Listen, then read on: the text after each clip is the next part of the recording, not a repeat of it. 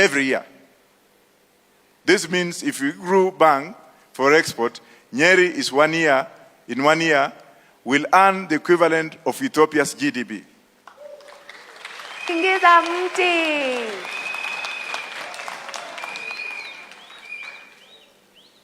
If we grew bang in Nyeri alone, as you see, each Kenyan could get a dividend check. In Nyeri, each Kenyan would get a dividend check of 200,000 Kenya shillings every year from the sale of bangi. That's Nyeri only. That means that we shall be very happy with that amount just from one county. Semeni haleluya. Kila mtu atakuwa anafanya nini?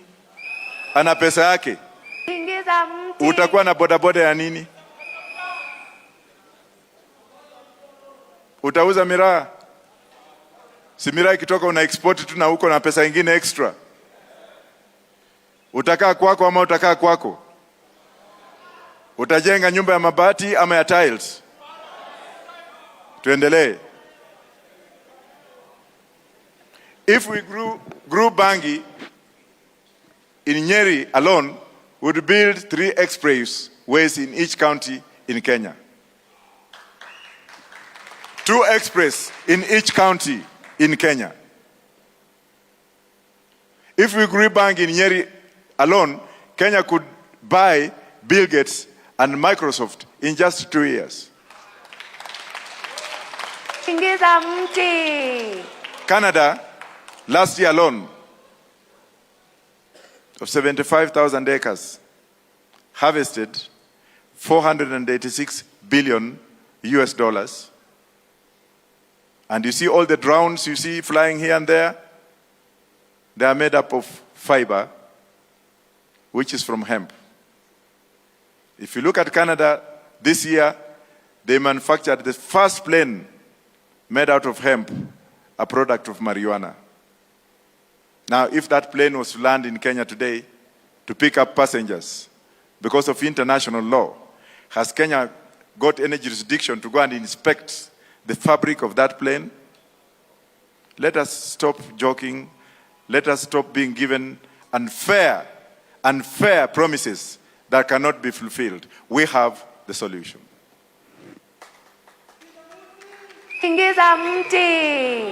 And please let me finish. You know, I went to school slowly. I was not metric. There was a point that was down there. But let's continue. Yes. If we grew bang in Nyeri alone, Kenya will have 10% of IMF total cash reserves.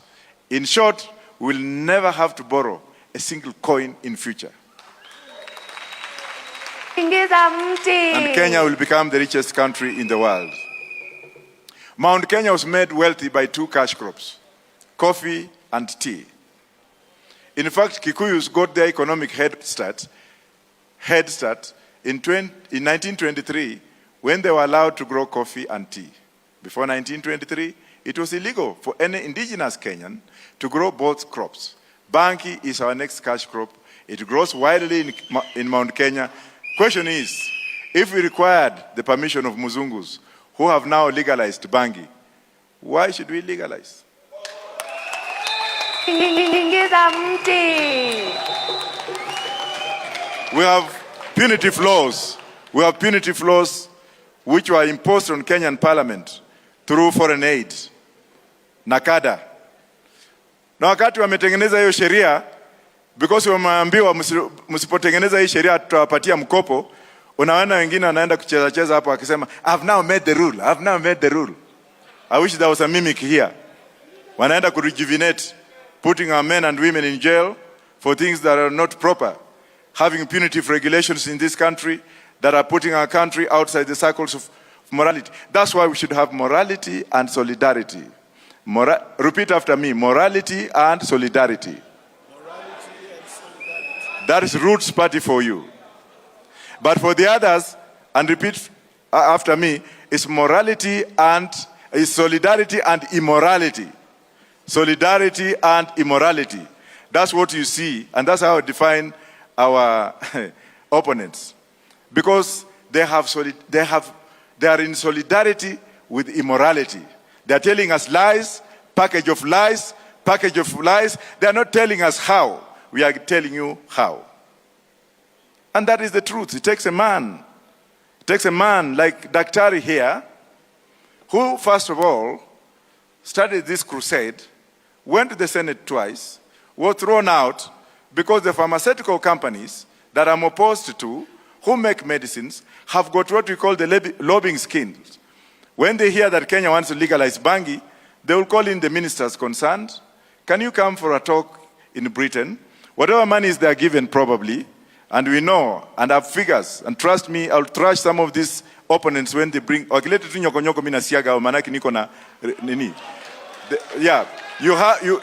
you get them with bank accounts in Singapore. In Singapore, and I know who has money in Singapore and Dubai. In Singapore, so long as you can pay taxes on monies that you take there, that becomes legal.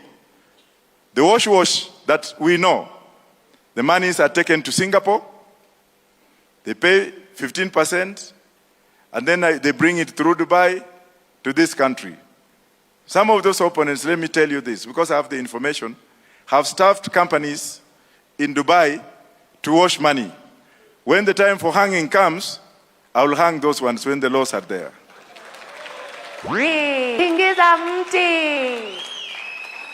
Tunataka kila mtu atuambie, including myself, ni pesa ngapi uko nayo? Hizi nyumba unaishi ulitoa wapi?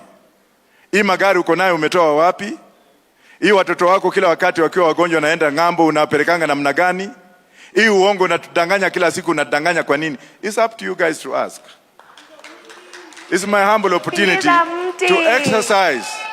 It's my humble opportunity to exercise your right to vote. To guard that vote, as Mr. Kanyi has said. Mr. Kanyi that you saw there is a world scientist. He has worked for NASA in the US. He's a statistician. Very humble man. And probably that's why Justina chose him. Because if you look at Justina, umeona kama amechoka kwa uso. Umeona kama amechapa. So huyo mnaweza kumwamini na wasichana wenu. That's why alichukua kwa kamjamaa. Nafikiria hiyo ni mambo tutaongea baadaye. Number 2, snakes. Snakes.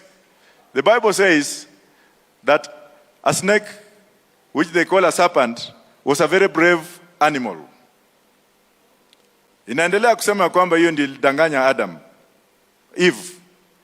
Na hiyo ni story zao, hataki kwenda in between because kuna semekana kwamba kulikuwa na matunda ilikuliwa huko. Na watu wengine wakakasirika ndio kwa maana watu wakaanza kujiona uti. Like the kind of snake I'm talking about, ni ile snake yenyewe, original. Hata mimi nikiwaonyesha hivi journalists, hii yote ni majeraha ya python when I was a young boy. How it really squeezed me to swallow me. To swallow me when I was young. Thank God I'm still alive. So I know the dangers of the snake. But the good part of it, the good part of that snake I'm talking about, is that it's carrying something in it. It is carrying something in it that is very productive, that will give us $1 billion US dollars per year. Na mimi nataka watu wachanuke tafadhali. Tumezoea ile lugha ambayo tunafundishwa kila siku for the last 50 years. Tukiambiwa kitu kama hiyo wengine wanakimbia, na wale bloggers wa ule mwingine. Wale bloggers wa ule mwingine ambao mmechukua jina yangu kuongea on my behalf. Endeleeni tu, lakini your lies will soon be disapproved on the 9th when I take over as the president of this country. Tingiza mti. Wengine wanajiita ati Professor Wajackoyah kwa Facebook. Ile kizungu wanaandika haki ya Mungu kisoma, unajijazia. We will rear snakes. Can I come back to my snakes, please? Allow me to go the way I am. I'm a professor of law. We will rear snakes. If we did snake farming, each venomous snake farmer will earn an average of $6,000 or $600,000 per vial antivenom. Kadogo tu hivi na nyonga kidogo kanatoka chui kanaingia kwa chupa. Ako peke yake is 600 Kenya shillings unaweka kwa mfuko. Unaiwacha inaendelea. Alafu inasemekana hapo ya kwamba For example, a cobra farmer will make $6,300 from a vial of cobra antivenom. If you harvest black mamba antivenom, a Kenyan farmer will take $5,300 per vial. Supposing you have 3 snakes. Nyoka tatu tu, na mtaonyeshwa kuvuga. Mtaonyeshwa how to keep them. You will be shown because the government will give you money from Ganja to put a proper infrastructure. Here you are a Ganja farmer. Na unaweka watchman ya nyoka kule kwa Ganja ndio mtu asije kukuibia usiku. Alafu una harvest both sides. Will you not be happy? Will you not be happy? Therefore, ladies and gentlemen, I'm telling you that we have wealth. We have wealth in our country.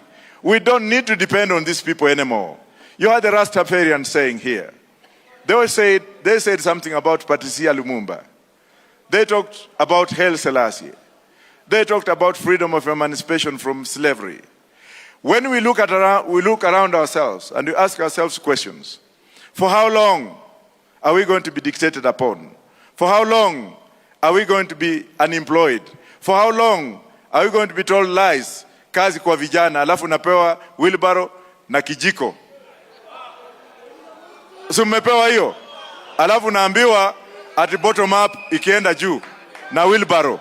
Na wewe umesoma kizungu, wewe umesoma kwa university, unaenda nyumbani, unaambiwa ati sisi tutakupanga, ati kina boda boda, kina mama. There will be no mama mboga in our government.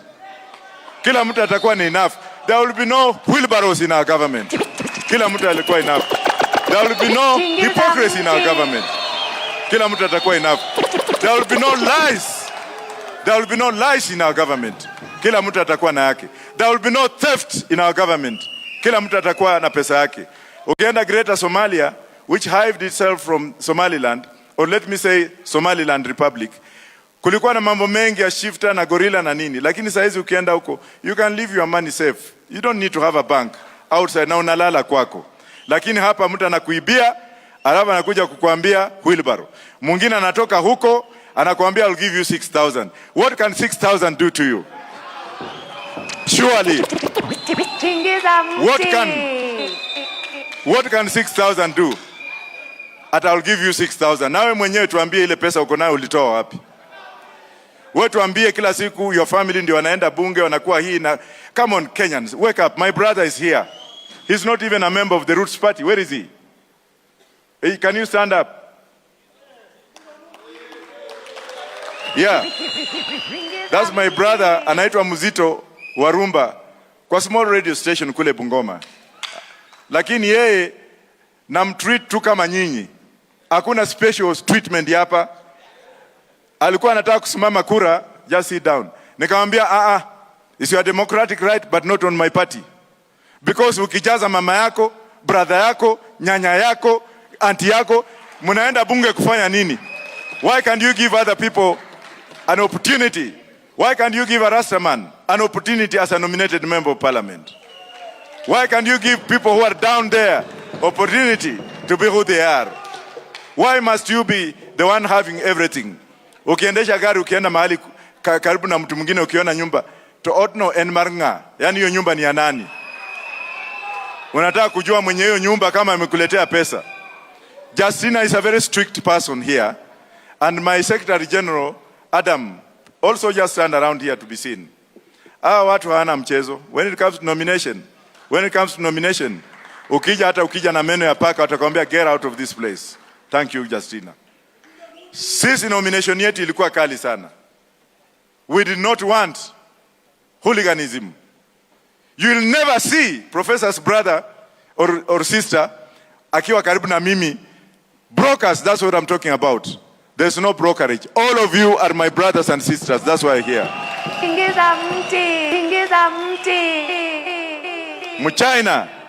Mchina, nitakuja kwa Mchina baadaye. We will export dog meat. Wengine wameanza kusema to ati wengine, there's nothing wrong kulala na umbwa yako. There's nothing wrong kutembea na umbwa yako. Dogs are medicine to us also. They are healing. But then we have got excess market of dogs in Lubao market in Kakamega, where we have so many poor people. Where I come from, we have so many dogs. The dogs that were in Mathare North, waChina walikula wakamaliza. Unasikia tu kadogi kamefanywa kitu, kamewekwa dawa, kamepotea. But we shall export dog meat to China. We shall export hyena meat in China. Because fisi, hatuhitaji fisi katika Kenya hii.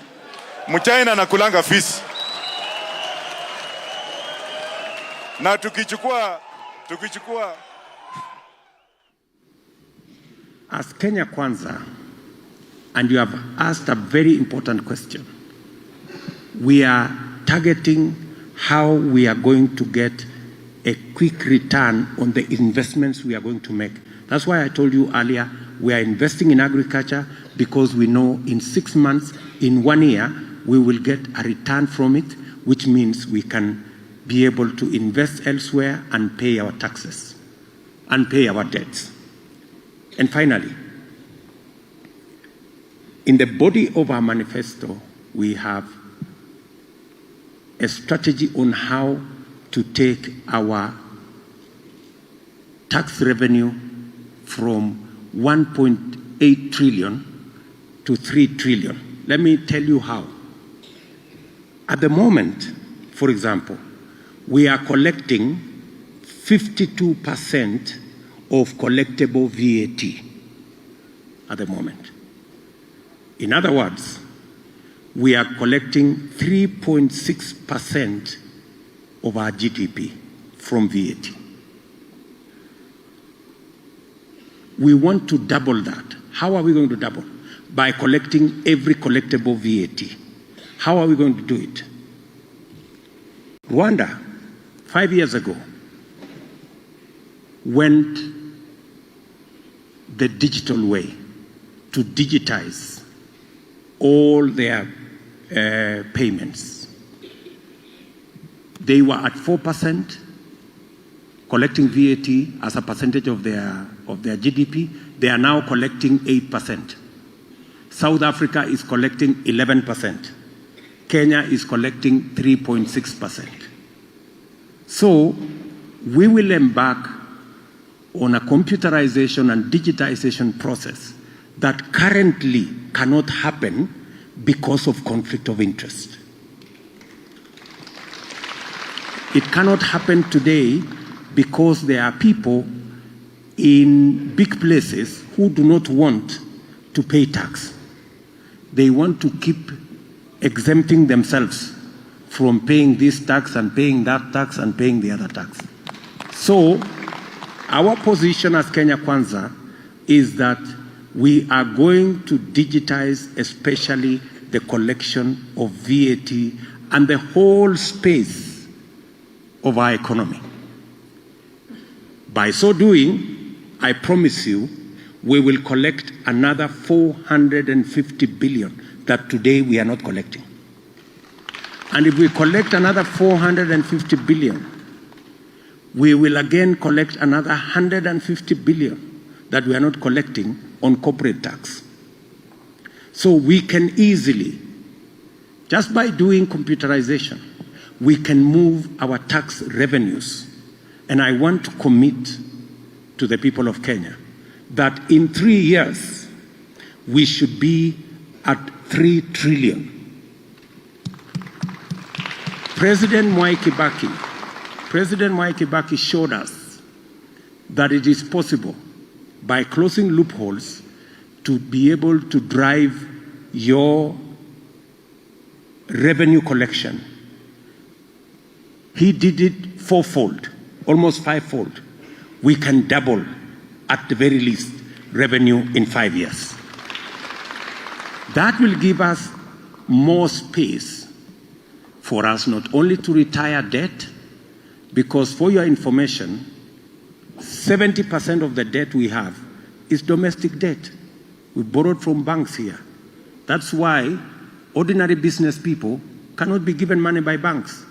Why would a bank risk giving a trader money when they have free money from the government? Because if government is giving you 12, 13%, Why are you going to lend to waChina? And with all the risks. That's why the private sector is starved of financing today because government is borrowing domestic. So our strategy is to grow our tax base so that we increase our tax revenues and also close loopholes and digitize so that we can collect all collectible revenues, especially VAT and corporate tax. That way, we will have not only resources to run our affairs, but we will also have resources to retire our debt. And lastly, as I said here, we are already in a hole. So the first thing we will do is to stop digging. If you read the newspaper, yesterday, it said we are borrowing 2.5 billion shillings every day. So the hole is still, so we'll stop digging first. I will ask my good brother Musalia to say the balance. Yeah. Thank you, Ndugu Deputy President. I just want to pick up from where you have touched, to stop digging. One of the critical areas is to make sure that the programs we are talking about are within the confines of a balanced budget, so that we can cut down on the desire or the appetite to borrow. The Deputy President has given examples of how we can grow revenue, but on the other side, we must make sure that we start working towards curtailing these huge budget deficits that we have, so that we can tame this issue that we call debt. And he has given you our plan, the profile. You have the domestic debt, and then you have the external debt. Both have inherent risks. The domestic debt cripples the economy, cripples lending, and so forth. The external debt can also put you into a lot of difficulty when the exchange rate is in trouble, and we are beginning to see a bit of that now. The central bank is rationing foreign exchange, and we are beginning to see our importers beginning to have trouble in getting raw materials for their factories. So we have to work on that basis. But I want to assure you, and the Kenyans who are listening, that there is also honor in making sure that you settle your obligations. So we as a Kenya Kwanza government will make sure that we honor our obligations, because these are sovereign debt. They may have been entered into difficult situations, but primarily we must be a country that pays its debt. And as Kenya Kwanza, we intend to do just that. Finally, let me highlight that within the Kenya Kwanza fraternity, there is Honorable Sakwa Bunyasi. Sakwa Bunyasi is seeking to be governor of Busia. He's an economist. He has worked with the World Bank. And Sakwa Bunyasi has actually brought a bill which was deliberately delayed until Parliament has gone into Sine Die, which was to tackle the issue of transparency and better risk assessment and management of our public debt. When we take over, we will make sure that that bill finds its way to the floor of the House. And just something that the Il Chamos young man mentioned, I wish to remind you, maybe you are not there, that we went with the Deputy President Ruto to Baringo, and we were guests at a gathering of the minorities, the Jemos, And it's good to also note that in the Deputy President's office, he has an officer who is dedicated to looking into the issues of the minorities. Thank you. Thank you very much. There will be a Maybe question. we can take another two or so questions. And in succession, please. Yeah, we would like to ask 3 questions from this side, so you will get all of them, Your Excellency.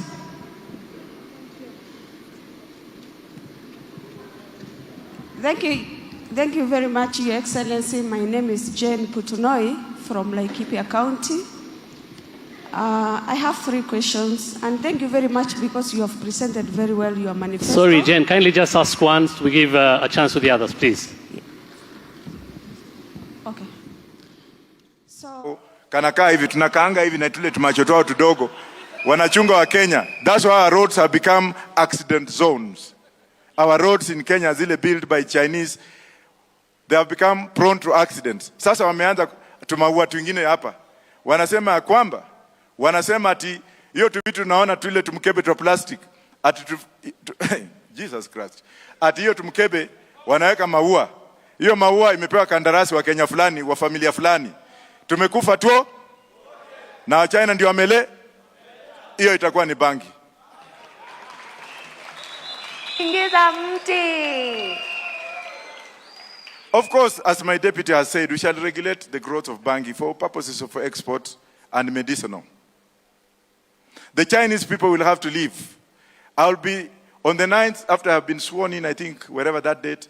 After 2 days, I'll recall Kenyan ambassador to China, immediately to Beijing. And I'll ask the Chinese government to recall the ambassadors that we start fresh negotiation, and I'll cancel all those contracts.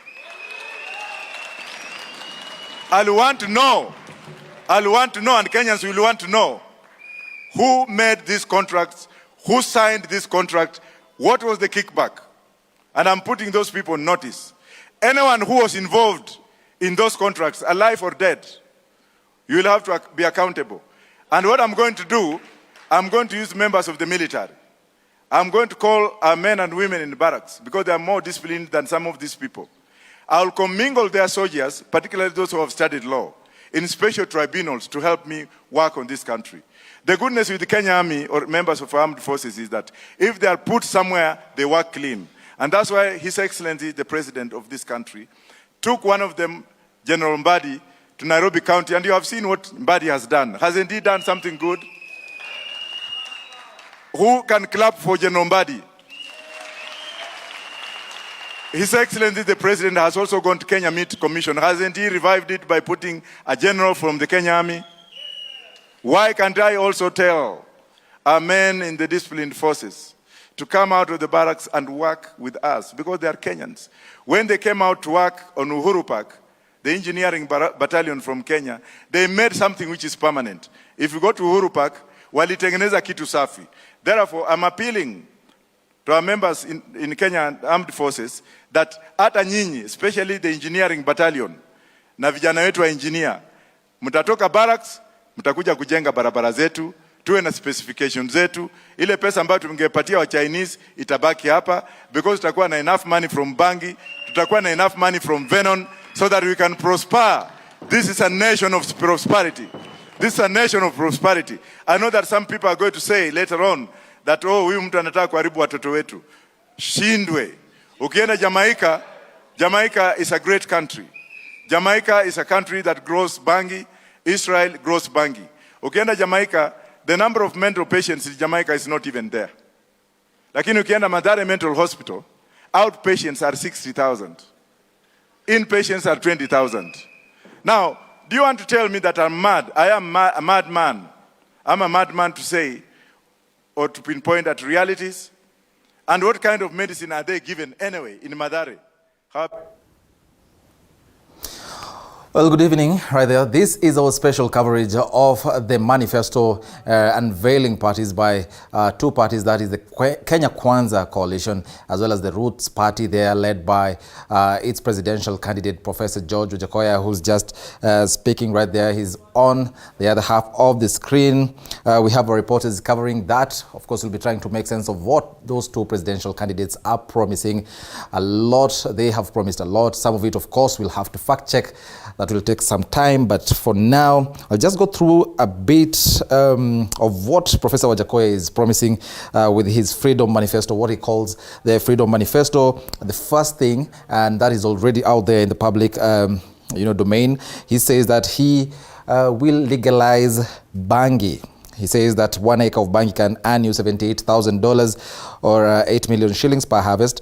He says, I don't know why he settled on the county of Nyeri, although he says that can be quite fertile for that. The whole of Nyeri County is 583,000 acres according to him. And this means that if we grew marijuana in Nyeri County, Nyeri residents will earn at least $45 billion or 4.6 trillion shillings per harvest. Remember, I've said that some of these things that they're promising will have to fact check.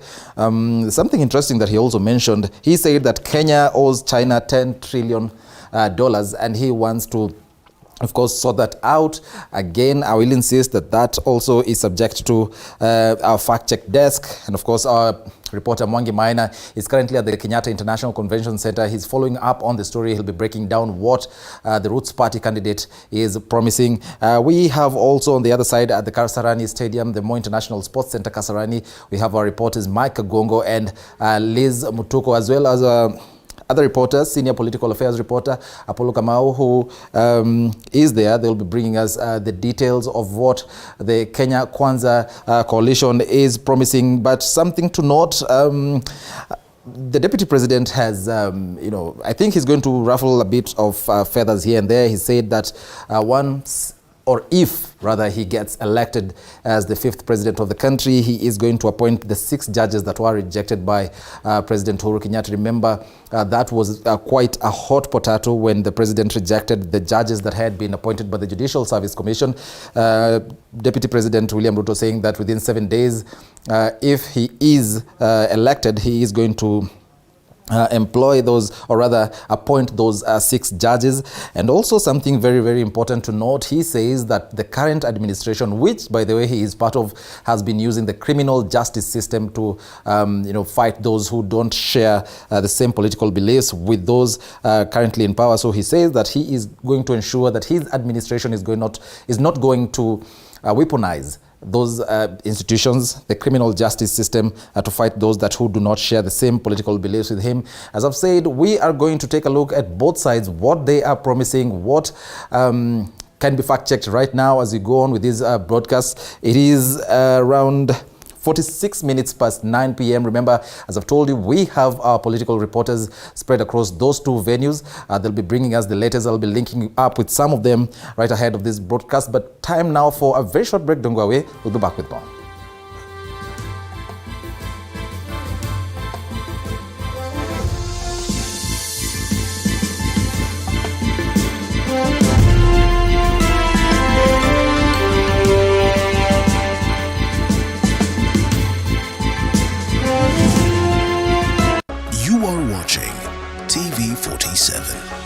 The home of untold stories.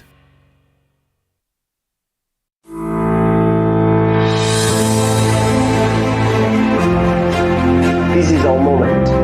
A moment when we want to elect the leaders we want. Our young people, go out and vote. We want leaders who are servant leaders. Kadhalika, wewe mwenzangu, unashiriki dini au imani fulani. Wewe waweza kuwa ni Mkristo, unaenda makanisani, waweza kuwa ni Muislamu, unaenda msikitini, waweza kuwa ni Hindu, unaenda temples. Pia ni nafasi ya kushirikisha jamii nzima. Tunaposwali wakati huu, tuweke madhumuni maalum ya kusali na kuombea nchi yetu, uchaguzi wa amani, wa uhuru na wa haki. Asante, iweni na amani na wenzenu.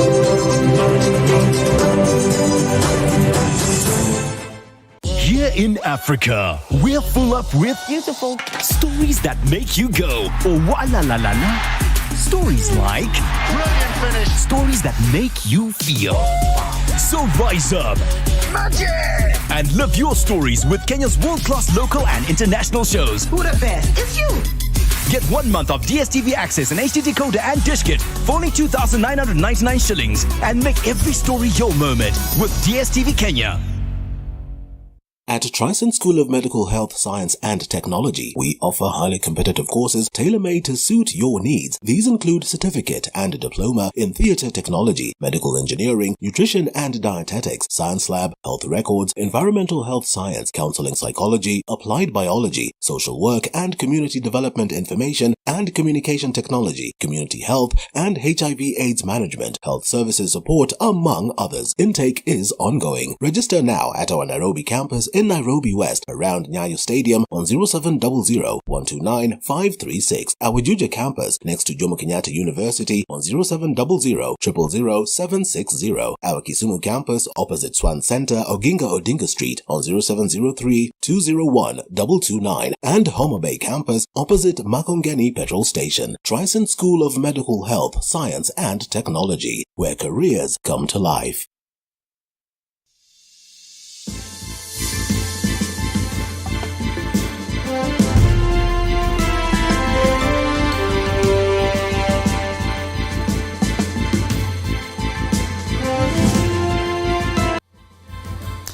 Well, good evening once more. My name is Eric Munene. This is our continued coverage of the unveiling of the two manifestos by the Kenya Kwanza Coalition and the Roots Party, led by Professor George Wajackoyah, and the other side, of course, the Kenya Kwanza Coalition, led by Deputy President William Ruto. My sign language interpreter at the bottom end of your screen is Mini Mbesa. Now, tonight, the Kenya Kwanza Coalition has launched its manifesto at an event that was an invite only at Moi International Sports Center, Kasarani. The DP Ruto-led coalition promises to revive the economy if elected in the August polls. Sharon Baranga takes a look at the manifesto.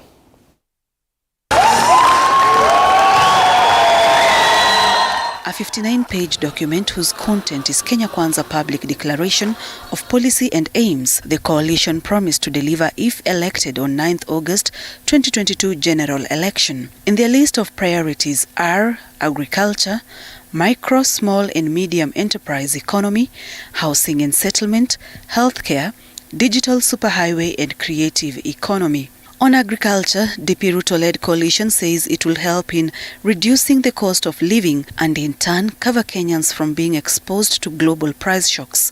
This they plan to do by providing farmers with working capital so that they are in a position to purchase adequate supply of the input, reduce dependence on basic food imports by 30%, boost tea value chain in blending and branding. Their financial commitment to achieving this is 250 billion shillings that will be used from the year 2023 to 2027. Why do we believe that agriculture is the best place to invest? Number one, increasing agricultural productivity is the secret, because agricultural productivity has not grown at the same in tandem with growth in our population. And therefore, it is very important that we target agricultural productivity. In the micro, small and medium enterprise economy, Kenya Kwanza hopes to end criminalization of work, address regressive taxation, bureaucracy and regulatory compliance costs, ensure MSMEs have access to finance, and also invest in infrastructure and capacity building. The budget set aside for this in the next 5 years is 250 billion shillings. In housing and settlement, the Kenya Kwanza's commitment is to increase supply of new housing to 250,000 per annum, grow number of mortgages from 30,000 to 1 million, strengthen Jokali industry. To achieve this, the party will set aside 250 billion shillings. In healthcare, Kenya Kwanza hopes to deliver universal health coverage, establish health service commission similar to the Teacher Service Commission, as health professionals feel shortchanged by devolution, NHIF reforms to ensure services are well utilized. When it comes to digital superhighway and creative economy, Kenya Kwanza's commitment is to make universal broadband available throughout the country, enhance government service delivery through digitization and automation of all government critical processes, establish Africa Regional Hub, and promote development of software for export, expand the space for creativity, mainstream the creative economy in Brand Kenya, and commercial diplomacy, including appointing accomplished Kenyan artists and creative sector personalities as cultural ambassadors. In this, 40 billion shillings will be put to use, and this financed by the Universal Service Fund.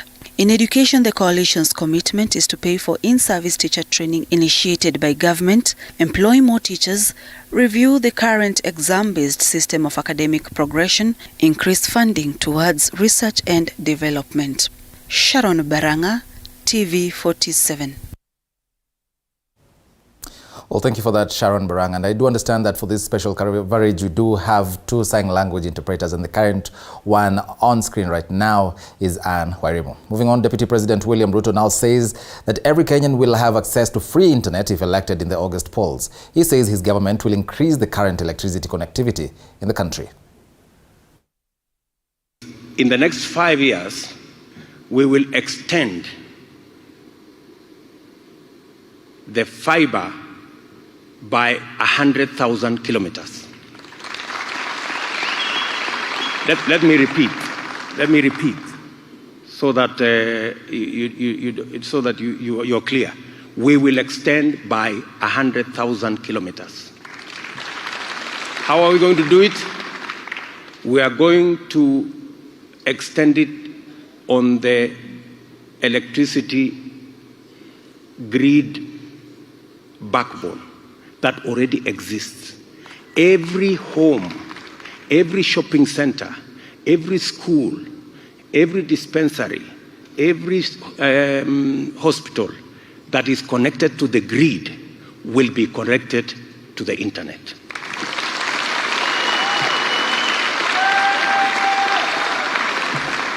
And in 5 years, we will close the digital gap, and every Kenyan will have access to the internet. The many young people who today are struggling with bundles,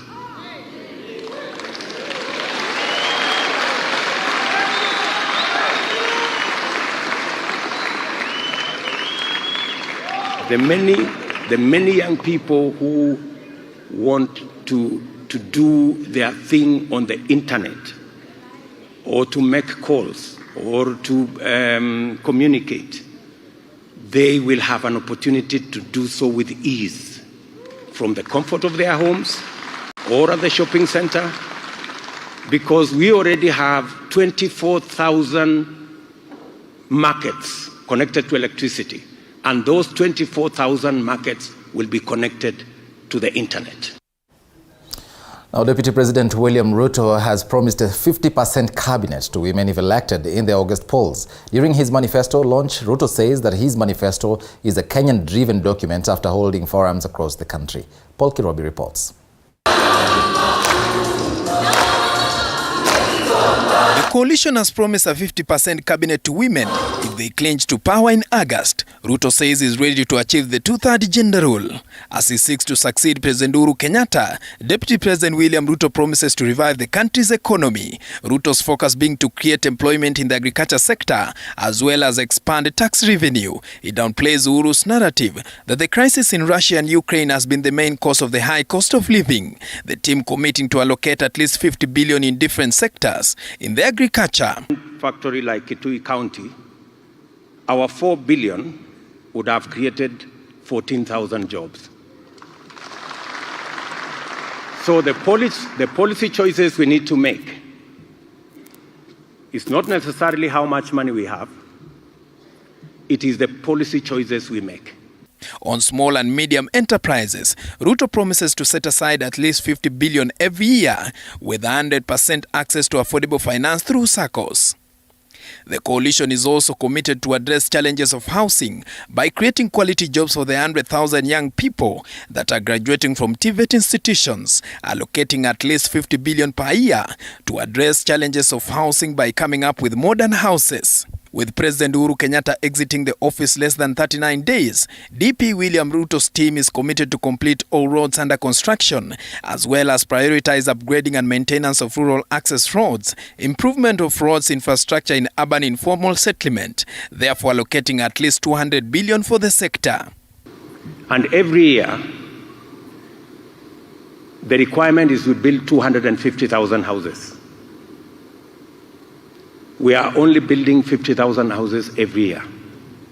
And of the 50,000 houses, only 2% are low-cost houses. The rest are out of reach to most Kenyans. The challenge is that that problem is a moving target.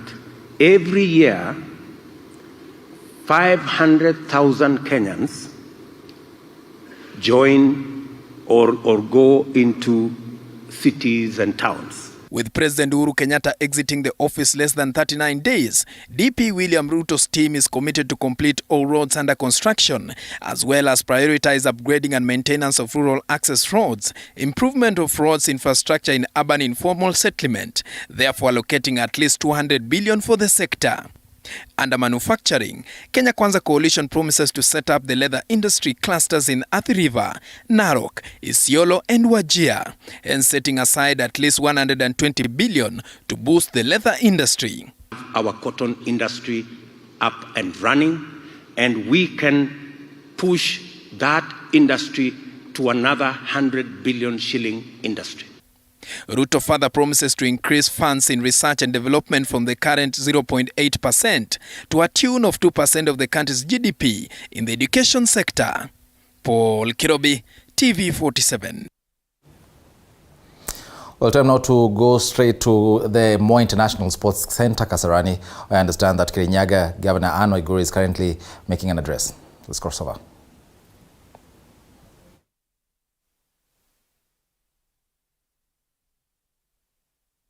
Simplify it, but there is actually a plan that interrelates in various value chains, and all of that will result not just in us being able to manage our debt, but also improving the cost of living and contributing greatly to economic growth. Thank you. Very well put, and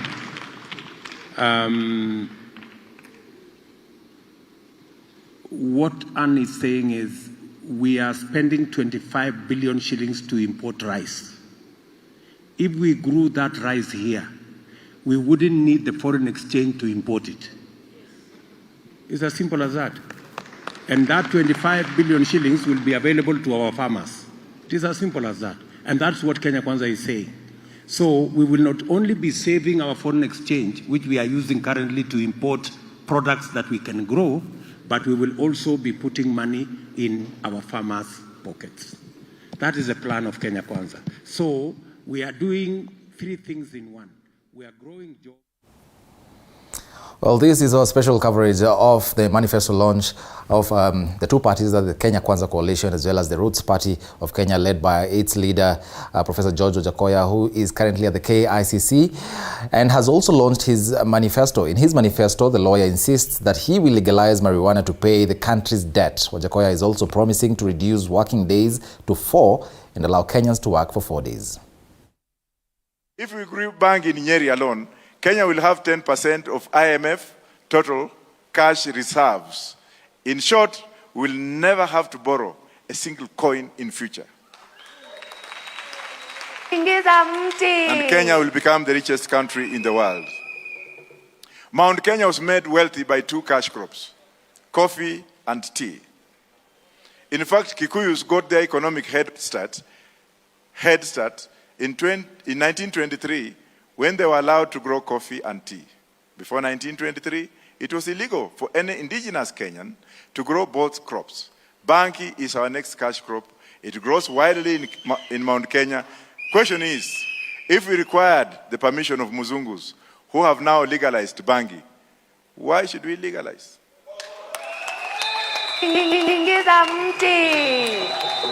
But the good part of it, the good part of that snake I'm talking about, is that it's carrying something in it. It is carrying something in it that is very productive, that will give us $1 billion US dollars per year. Na mimi nataka watu wachanuke tafadhali. Tumezoea ile lugha ambayo tunafundishwa kila siku for the last 50 years. Tukiambiwa kitu kama hiyo wengine wanakimbia, na wale bloggers wa ule mwingine. Wale bloggers wa ule mwingine ambao mmechukua jina yangu kuongea on my behalf. Endeleeni tu, lakini your lies will soon be disapproved on the 9th when I take over as the president of this country. Enough. There will be no wheelbarrows in our government. Kila mtu alikuwa enough. There will be no hypocrisy in our government. Kila mtu atakuwa enough. There will be no lies. There will be no lies in our government. Kila mtu atakuwa na yake. There will be no theft in our government. Kila mtu atakuwa na pesa yake. Ukienda Greater Somalia, which hived itself from Somaliland, or let me say Somaliland Republic, kulikuwa na mambo mengi ya shifter na gorilla na nini, lakini saizi ukienda huko, you can leave your money safe. You don't need to have a bank outside na unalala kwako. Lakini hapa mtu anakuibia, alafu anakuja kukuambia wheelbarrow. Mwingine anatoka huko, anakuambia I'll give you 6,000. What can 6,000 do to you? Well, that was Professor George Wajackoyah moments ago when he was outlining what is in his 10-point, what he calls the Freedom Manifesto. Remember, our reporter Maina is currently at the Kenyatta International Convention Center. He'll be bringing us what he tried to make sense of what the professor is saying. But currently, I do understand that we are headed back to KICC where the professor is speaking live. Let's cross over. As I leave, I would like you to pledge one thing. We need peace. We don't need to fight. When we live here, let's live as Rastas. Let's live with order. You saw us in Kakamega. You saw us in Busia. You saw us in Kisumu. Did you hear or did you see any incident where a stone was thrown at us? Because we just appeared. We just appear and people follow us. We went to Kirinyaga, we went to Embu, we have been to reggae clubs and continue spreading the word. Kenyans have become millionaires because of me. They have made shirts out of me to earn a living. They have made stickers, and the only way you can demonstrate DJ and my DJs, what of course mtakuwa na ministry yenu, is to spread the word the way you are spreading. Ukitengeneza kitu kama wile mama ambaye ametengeneza vikombe na picha yetu ama ya Justina, tengeneza, uza, upate hela, uweke kwa mfuko until bangi yetu ya kwanza itaiva mwaka ujao. Asanteni sana. May God bless you. God bless you. Well, that's the Roots Party leader, Professor George Wajackoyah, unveiling his 10-point manifesto, the manifesto that he has called the Freedom Manifesto. And of course, as I've mentioned earlier, we are going to try and make sense of what he has promised. Our reporter Maina, of course, is there. He'll be giving us that story in our subsequent bulletins in details. Now, to other news, Azimio One Kenya Coalition running mate Mathare tour of Nyanza region today saw her make a maiden visit to Kisii County Gender-Based Violence and Drugs Rehabilitation Center. Karua was accompanied by Mama Ida Odinga. The duo decried the rampant incidences of violation on human rights, as Boniface Baraza now tells us.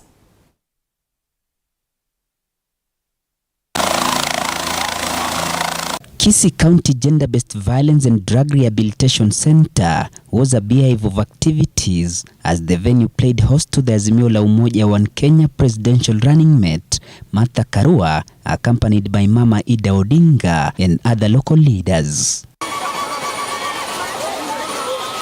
Addressing the press at Kisii Town during the launch of Gender-Based Violence and Rehabilitation Center, Karua decried the rampant incidences of violation of human rights, pledging to tackle the elephant in the room in an event Azimio forms the next government.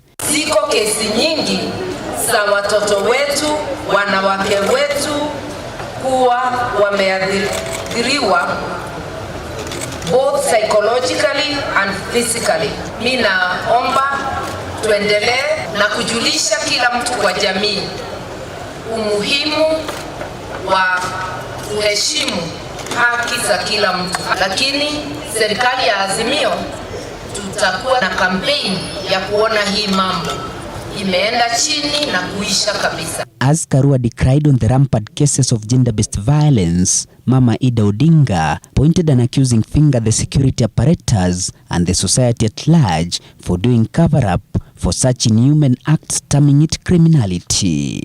Kuna wanawake wengi hasa watoto who are being molested humu. Chief anajua, anajificha. Saa zingine polisi wanajua, wanajificha. Jamii wanajua, wanajificha.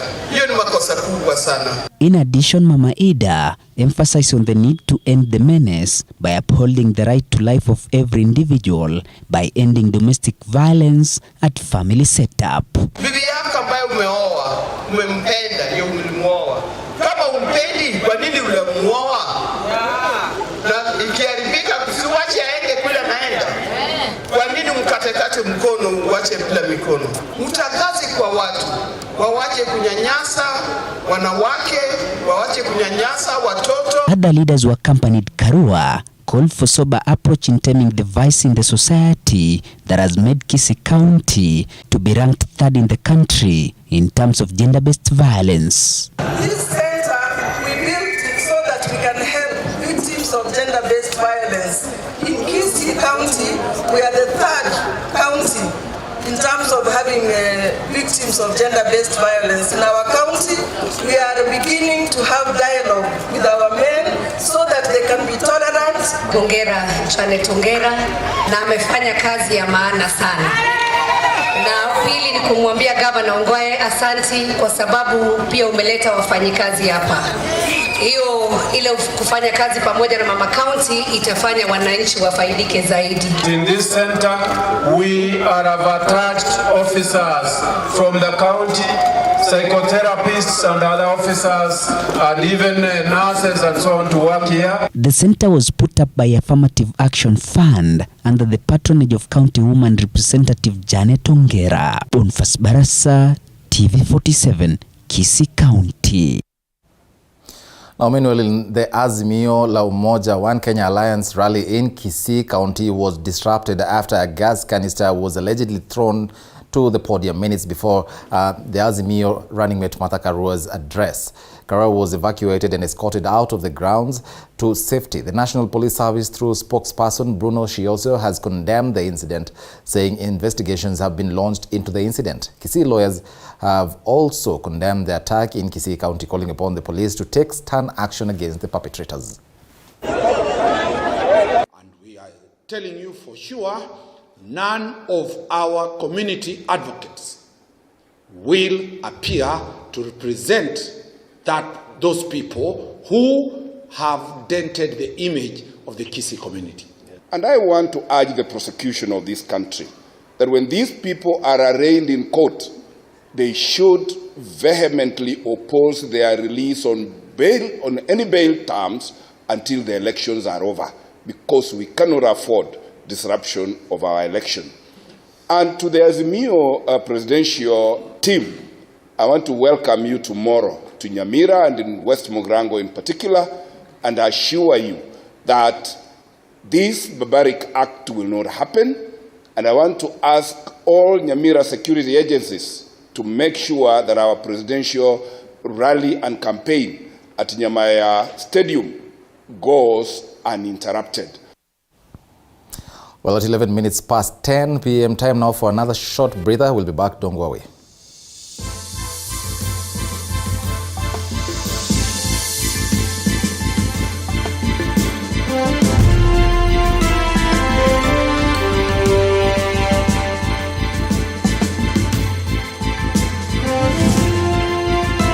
You are watching TV47, the home of untold stories. Usiyakubalie maumivu ya misuli kukatiza ratiba yako. Kaluma Pain Balm ni dawa ya kusugua iliyotengenezwa kutoka kwa miche maalum ili kutuliza maumivu ya misuli. Kaluma Pain Balm. Shhh. Maumivu yakizidi, pata ushauri wa daktari.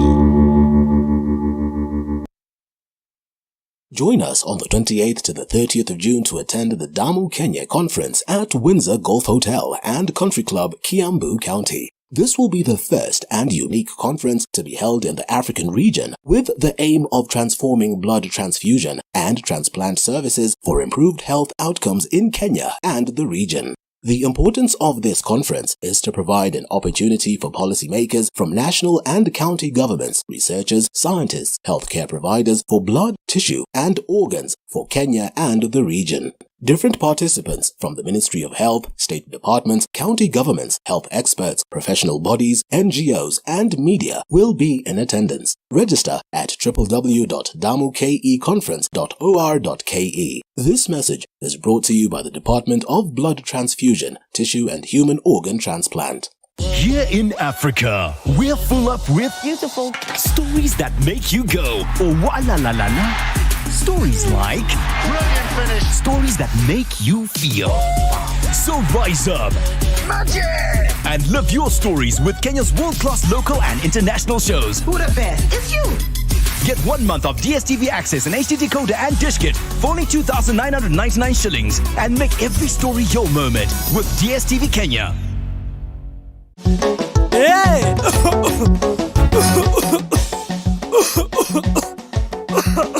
Kaluma King Herbal Lozenges zinazo nguvu maradufu kutuliza kikohozi, vidonda vya koo na mafua.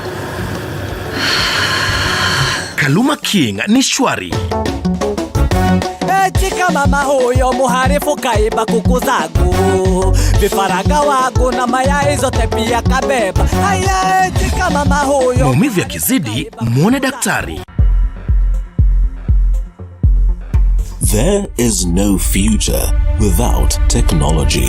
We need technology for the world to keep moving and evolving. That is why here at Tech 47, we keep you up to date with technology. From new tech inventions, to technology advancements, to tech repairs, all the way to basic things like how different technology works. Every Saturday at 6:30 p.m., David Ochola brings you this and more.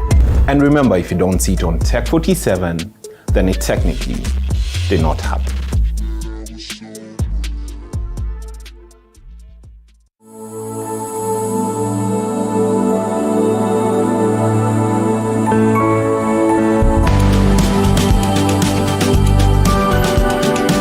Every day, we empower our members to innovate, to create, to dream. And every day, they're transforming Africa. Equity. Karibu member.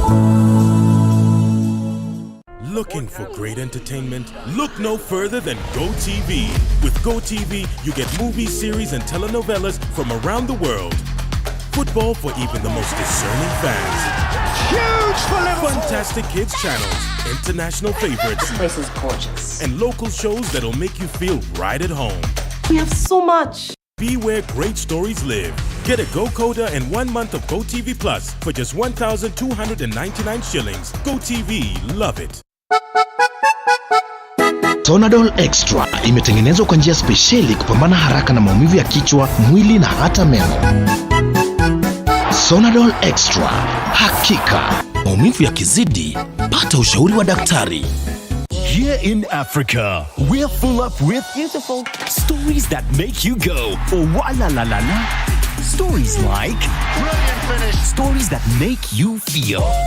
So rise up, magic, and live your stories with Kenya's world-class local and international shows. Who the best? It's you. Get 1 month of DSTV access and HD decoder and dish kit for only 2,999 shillings, and make every story your moment with DSTV Kenya. Are you a registered teacher or instructional leader in either private or public school? Mount Kenya University invites you to enroll for the Teacher Professional Development Program. The university is an accredited TPD service provider by the Teachers Service Commission. July intake is ongoing and the training will be conducted from 4th to 8th July 2022. The introductory module is offered online. Download the MKU TPD app from Play Store. Mount Kenya University, unlocking infinite possibilities. Sona moja imetengenezwa kwa njia spesheli ili kupambana na maumivu kwa haraka. Sona moja ina aspirin kama kiungo. Sona moja, kitulizo kamili. Maumivu yakizidi, pata ushauri wa daktari. At Tristan School of Medical Health, Science and Technology, we offer highly competitive courses tailor-made to suit your needs. These include certificate and diploma in theatre technology, medical engineering, nutrition and dietetics, science lab, health records, environmental health science, counseling psychology, applied biology, social work and community development information and communication technology, community health and HIV/AIDS management, health services support, among others. Intake is ongoing. Register now at our Nairobi campus in Nairobi West around Nyayo Stadium on 0700-129-536. Our Juja campus next to Jomo Kenyatta University on 0700-000-760. Our Kisumu campus opposite Swan Center, Oginga Odinga Street on 0703-201-229. And Homa Bay campus opposite Makongeni Petrol Station. Tristan School of Medical Health, Science and Technology, where careers come to life. Looking for great entertainment? Look no further than GoTV. With GoTV, you get movie series and telenovelas from around the world. Football for even the most discerning fans. Huge for Liverpool! Fantastic kids channels, international favorites. This place is gorgeous. And local shows that'll make you feel right at home. We have so much. Be where great stories live. Get a GoCoder and 1 month of GoTV Plus for just 1,299 shillings. GoTV, love it. Je, maumivu ya kichwa na kukosesha amani? Kaluma Strong hutuliza maumivu ya kichwa, maumivu ya mwili na hata huondoa joto jingi mwilini. Kaluma Strong ina aspirin kama kiungo. Maumivu yakizidi, muone daktari. Nyinyi ndio muko. Nyinyi ndio mtanipa kura. Tutakupea kura. Kura yangu kwa Igaze, hata wewe piga kura kwa Igaze. Nairobi Igaze, Nairobi yote tumesema ni Igaze. Kama mji safi, maendeleo kaunti yote. Na hii tunavyotaka, kura zote kwa Igaze. Gavana wetu ni Igaze. Ni Igaze. Gavana wetu. As youth, we should not allow ourselves to be misused in the forthcoming general election. We must safeguard ourselves from hate speech and negative propaganda in various social media platforms. As young people of this nation, it is our role and duty in promoting peace and an inclusive society. We need also to elect leaders with values and integrity and learn, engage, and champion for peace. Amani kwa imani. Hey!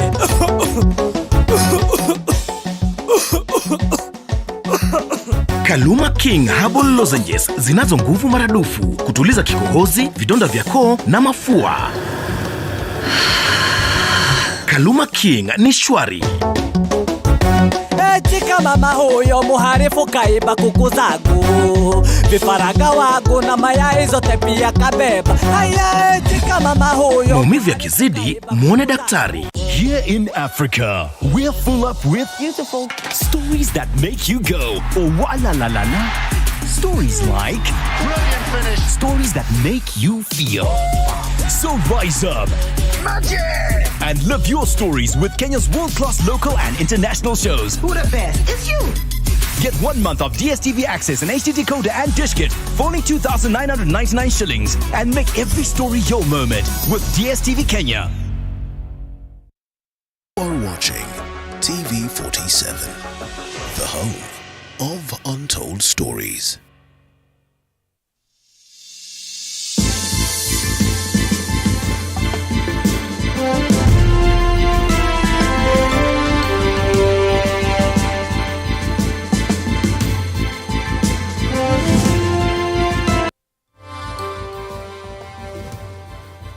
Welcome back and thanks for staying with us. Remember, this is our wall-to-wall coverage of this special day for both the Kenya Kwanza Coalition as well as the Roots Party.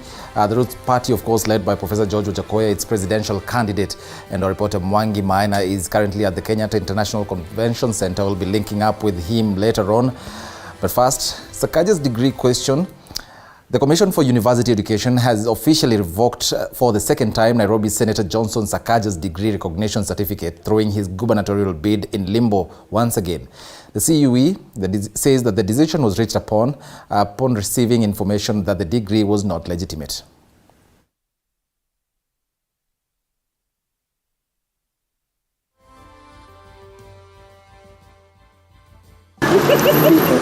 Commission of Universities Education, in a letter to the Independent Electoral and Boundaries Commission IEBC Chairman Wafula Chebukati, said the decision was arrived at after the conclusion of investigation into the degree. The Commission says, based on these findings and in compliance with the ongoing provision of section of the University Act 2012, Part 11 of the Universities Regulation 2014, the University Standards and Guidelines 2014, and the Standards for Recognition and Equation of Qualifications, and granted a disclaimer in the Certificate of Recognition issued, it has come to the decision to that the purported degree certificate of Bachelor of Science in Management is ineligible for recognition.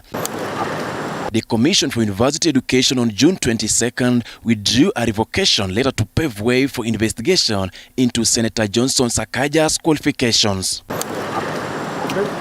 Commission of University Education Chief Executive Mwendwa Ntaragwi cited 4 reasons behind the revocation. That the Bachelor of Science in Management course never existed at Uganda's Team University, the time Sakaja claims he studied and graduated from the university. The National Council of Higher Education, by October 21st, 2016, Sakaja's alleged graduation date not accredited. CUE says according to University Standards Guidelines year 2014, Bachelor of Science in Management is not Bachelor of Science in Management, and lack of proof from either the Senator himself, the National Council of Higher Education or Team University that studied at the university. Meanwhile, the Director of Public Prosecution Nordin Aji in Friday expected to receive a report from the National Police Service on the legality of academic papers of aspirants whose qualifications were brought to question during the clearance faced by the IEBC. Should the DCI probe indicate Sakaja for wrongdoing, his goose may as well be cooked and his gubernatorial ambition buried at least until 2027. Reporting for TV47, I'm Lucky Heriano, Nairobi. I want us to cross over to the KICC, where our reporter Mwangi Maina is on standby. He's been covering the Roots Party manifesto launch. Mwangi, a lot has been said, and I'm sure the take-home message here, looking at social media, is the legalization of marijuana. And of course, you've been there from when the event started, and I've seen it live. A lot of people from the Rastafarian movement gracing the event. Have you been able to speak to some of them? What is their reaction to the message by Professor George Wajackoyah?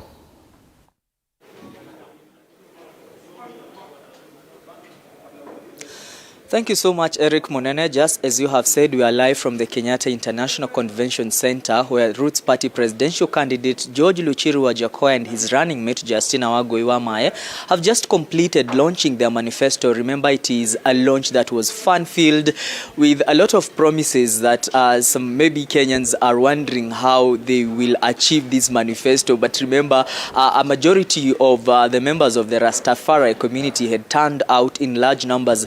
Remember, George Wajackoyah is appealing to a section of Kenyans who are feeling like the minority, those people who have not been recognized, those people who see that their rights have been trampled upon.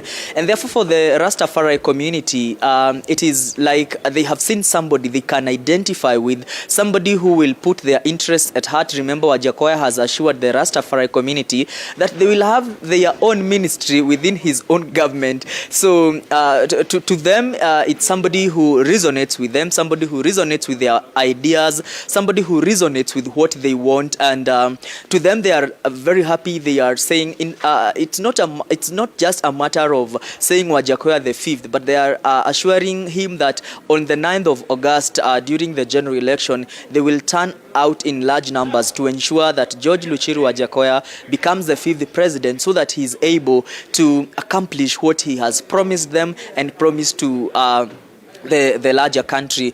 Remember their manifesto, it has been christened the 10 commandments of the Roots Party government, beginning with the legalization of marijuana or industrial hemp, if you like. They have had a professional, somebody who is well versed and well knowledgeable in those matters. He has explained that it is not legalizing marijuana for leisure use, but it is for industrial hemp that will be used to help Kenya offset the debt. Remember, Wajackoyah has given case studies like in Nyeri County, where he said that marijuana or bangi does very well in the Mount Kenya region. He's saying that if actually Nyeri County plants marijuana, they will be in a position to offload the debt of the country in a record 1 year. And apart from the marijuana, the industrial hemp to solve the Kenya's debt, remember Wajackoyah is promising that he will encourage snake farming in the country for the extraction of to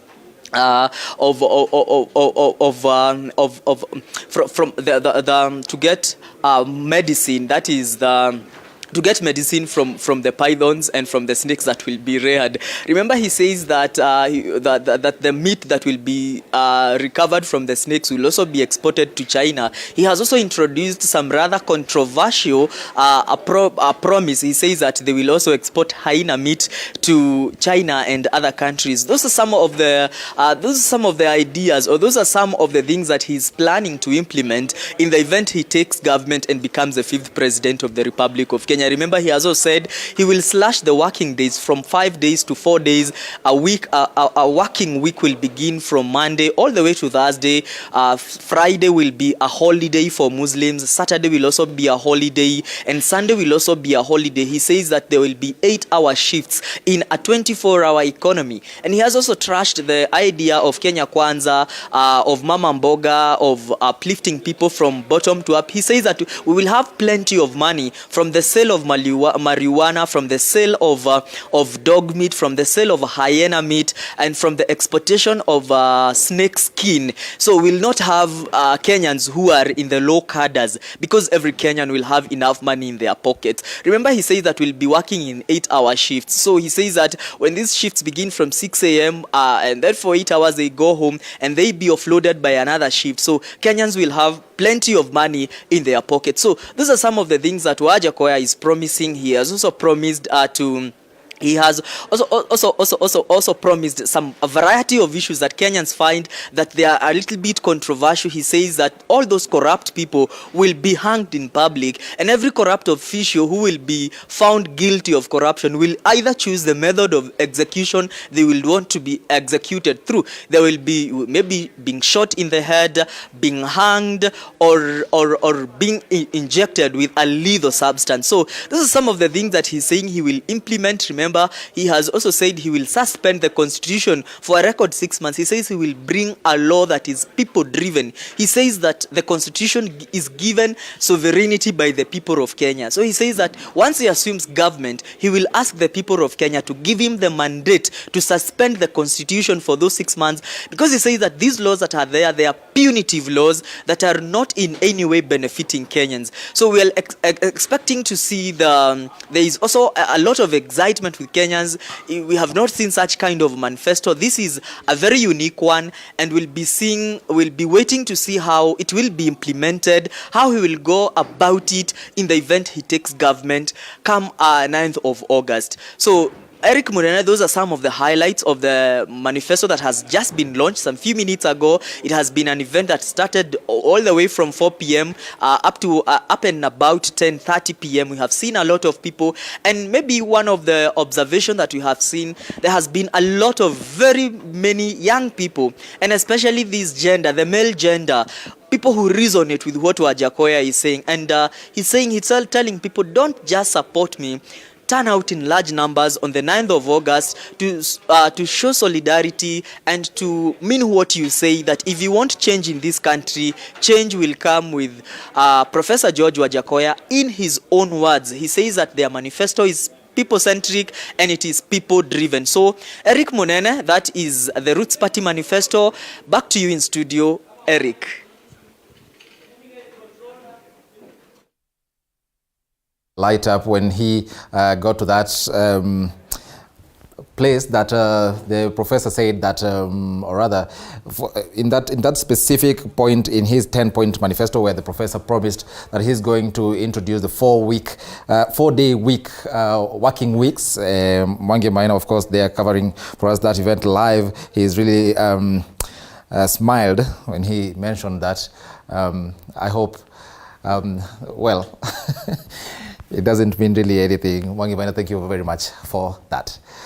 Now, the government has suspended leave and off duties for all security personnel in the Rift Valley region, and as Chichi Josephine now reports, Rift Valley Regional Commissioner Mohamed Maalim has directed all those on leave to report to work by Monday. Have a look. Maalim held a meeting with the national government administrative officers, chiefs and sub-chiefs at Rift Valley Institute of Science and Technology. The decision to suspend leave days, he said, will be reviewed after the elections and upon assessing the security situation in the area, noting that the Inspector General of Police has since sent a circular recalling all the police officers. Kwa sasa, mambo ya leave tumeifutilia mbali. Jambo la pili, wale wako likizo sahihi. Nimepeana agizo katika region ya Rift Valley. Kufikia Jumatatu wote wamerudi kazini. Hakuna yule ataendelea na hiyo mambo ya kuwa ati annual leave. IG amewasiliana na National Police Service. Jana ametuambia, ametuma circular kwa National Police Service na walinda usalama wote. Pia watarudi kuanzia Jumatatu. Hakuna mtu atakubaliwa kuwa katika likizo kwa hii mambo. Maalim said criminal gangs in the Rift Valley will be dealt with and directed chiefs to hold interactive barazas in their areas, adding that they have demanded to know who has abandoned their duties in relations to Mawanga killings. Organized criminal gangs katika Rift Valley region haitakubalika kamwe. Kuanzia kesho, hakuna county commissioner, hakuna deputy county commissioner, hakuna assistant county commissioner ama chief ama naibu ambaye atakubalika kukaa katika ofisi. Tunataka kuwaona wakitembelea wananchi na kueneza sera za serikali, na tumeulizana maswali hapa. Mambo ya Mawanga tunataka kujua nani amelalia hiyo uhalifu ufanyike katika hiyo sehemu. The RC ordered a fresh vetting of the clusters of nyumba 10 as some are seen to have abdicated their roles. Zile nyumba 10 committees ambaye tunasema ni dormant, tumesema ziwe dismantled na ziwe revitalized with immediate effect, kwa sababu kuna Wakenya wengi wako tayari kufanya kazi na sisi kama serikali. Chichi Josephine, TV 47. Well, now let's go back to the More International Sports Center, Kasarani, where I do understand our senior political affairs reporter, Apollo Kamau, who has been covering the Kenya Kwanza's Manifesto launch, is joining us live. Apollo, a lot has been promised on that document. I've managed to see a few points there, some highlights. We've seen some highlights from our sources. Have you managed to talk to those in attendance, ordinary Kenyans in attendance? Do they think that some of the things that the Deputy President is promising are practical?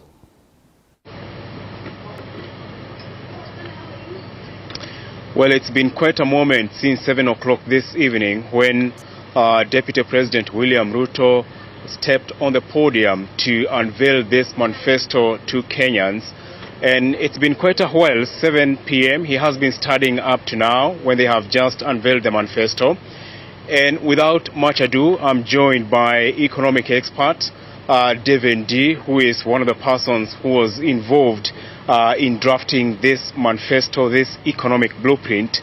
Welcome to TV47, Doctor. Thank you very much. Yes. Yeah. Looking at the manifesto, it's quite detailed. It has grand plans. How would you describe it, given you are involved in this process from the word go? This manifesto speaks to what I might call the fundamental problem of the Kenyan economy.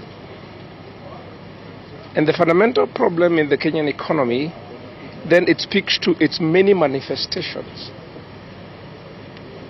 And those manifestations, where we start, is how they have now converged to something we are calling a perfect storm.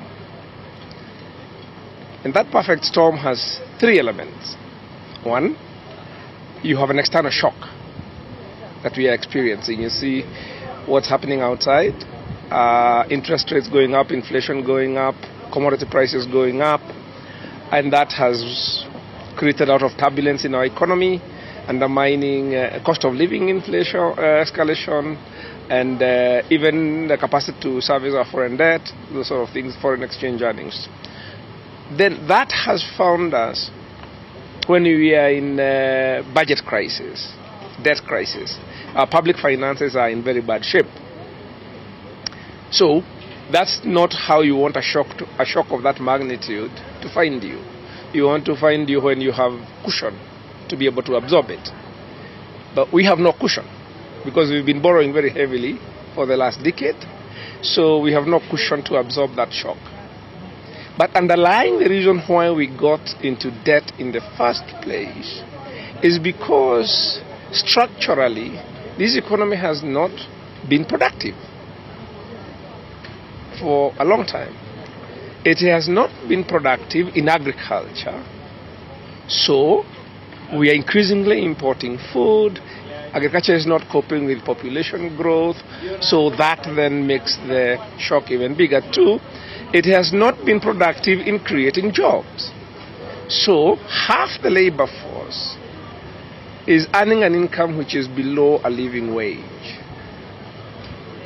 So this manifesto responds to the question of how did we get here and how do we get out?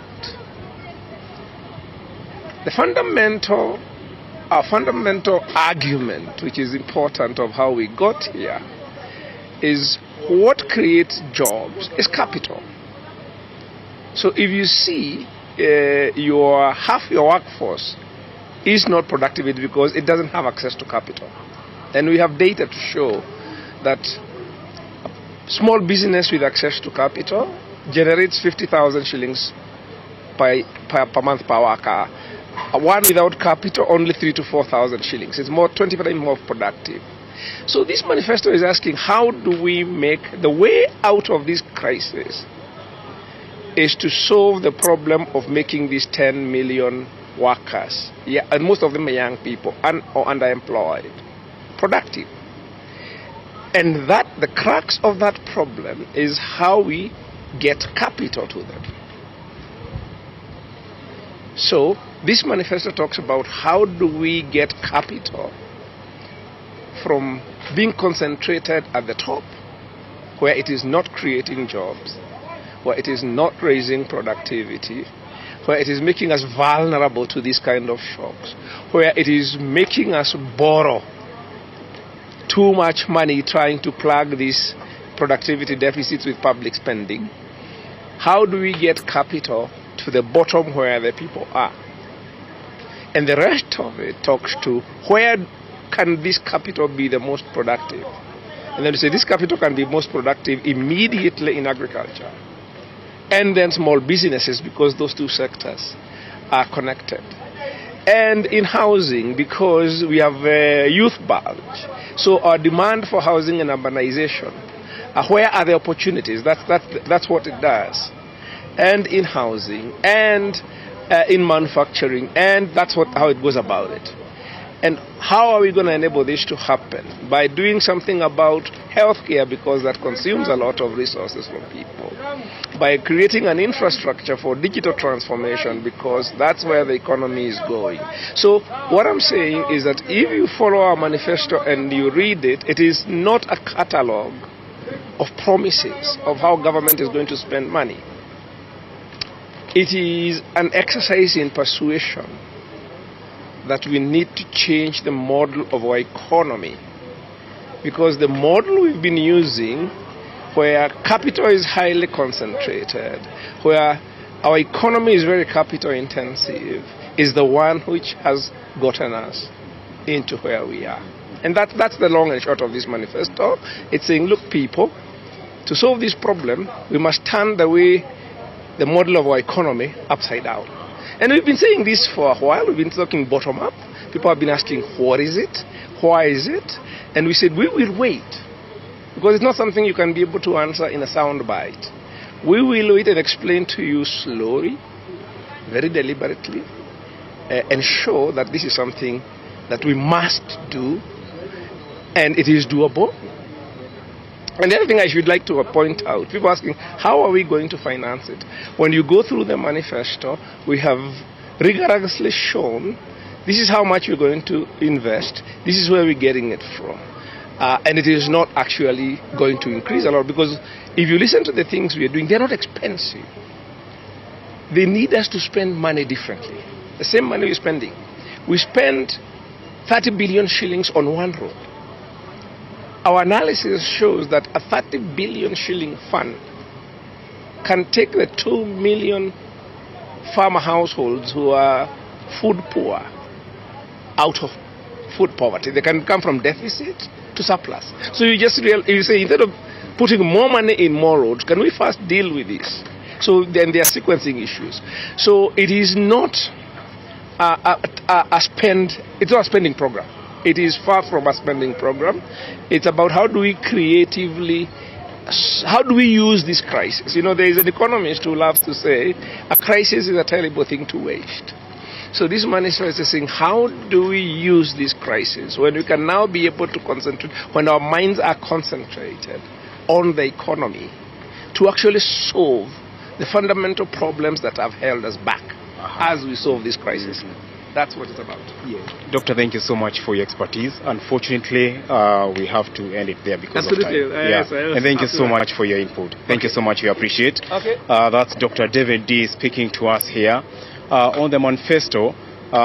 It's a manifesto that involved the use of 258 technocrats and professionals to come to this point after making those tours around the country, speaking to the people.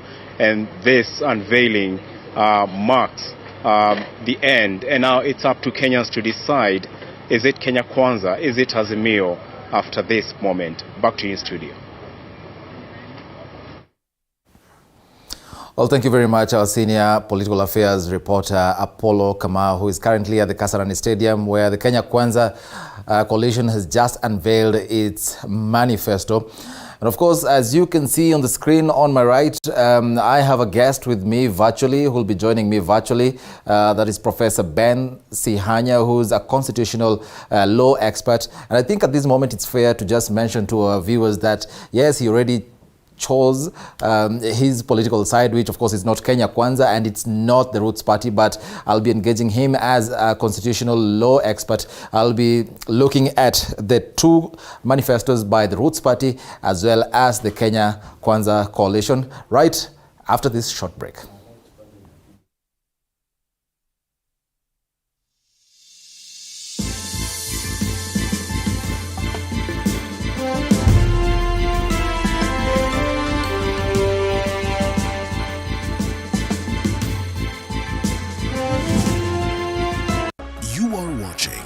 TV47, the home of untold stories.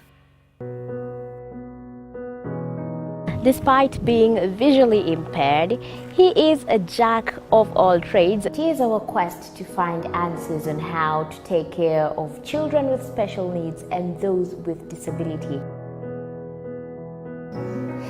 You do not need to see musical notes to understand music, but rather to have your soul feel the vibe.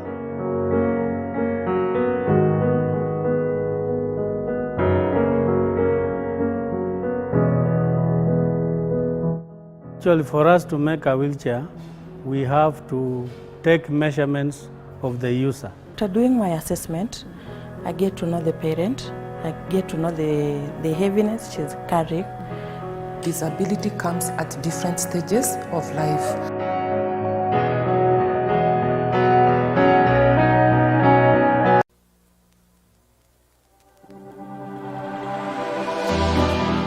How well do you know what's happening around you? Morning Cafe with heated political debates.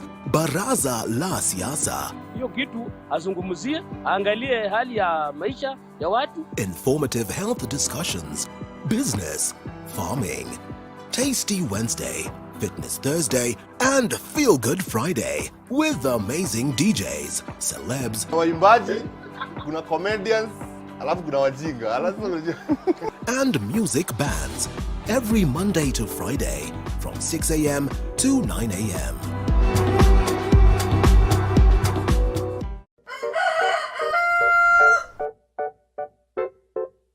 The next set of millionaires are farmers, as we know agriculture has been and still is the backbone of our economy. As we traverse the different counties to meet different farmers, we ensure to get the story of how they started farming and even how they continue to penetrate the market and overcome the challenges. Hapa, the reason why nilieka goose na si ducks.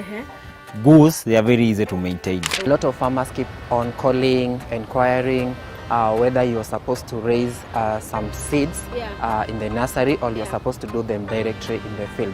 The greenhouse helps us control the temperature because the temperature needs to be between 28 to 32 degrees. Walk this journey with us every Sunday at 6:30 p.m. It's no secret, construction ain't cheap. But how do we make it affordable? Different individuals are finding ways of cutting down cost by use of pre-stressed slabs other than reinforced concrete, recycling plastics to make pavers. The brick is stronger, it's cheaper, and it's lighter. And recycling wastewater in your household. What happens to my waste from the washroom, the solid waste? All that can break down. Those are just but a few. Every Tuesday at 7:30 p.m. we talk construction.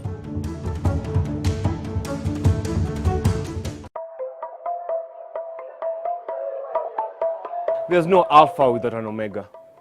There's no lead without any followers. No man is an island. We need each other. We need this conference. We say it, we do it, we act it. Kama una mpenzi wako, kila siku kama nilivyosema, kila siku mwishi mapenzi. We don't toe the line, we set the standard. We don't eat the grass, we lead the pack. As an alpha male, you're also a leader. Not to just women, friends and family, but to everyone else you've never met before. We are the beauty, the spice and the brains. The men's conference where men become alpha males. And you can catch us every Wednesday at 10 p.m.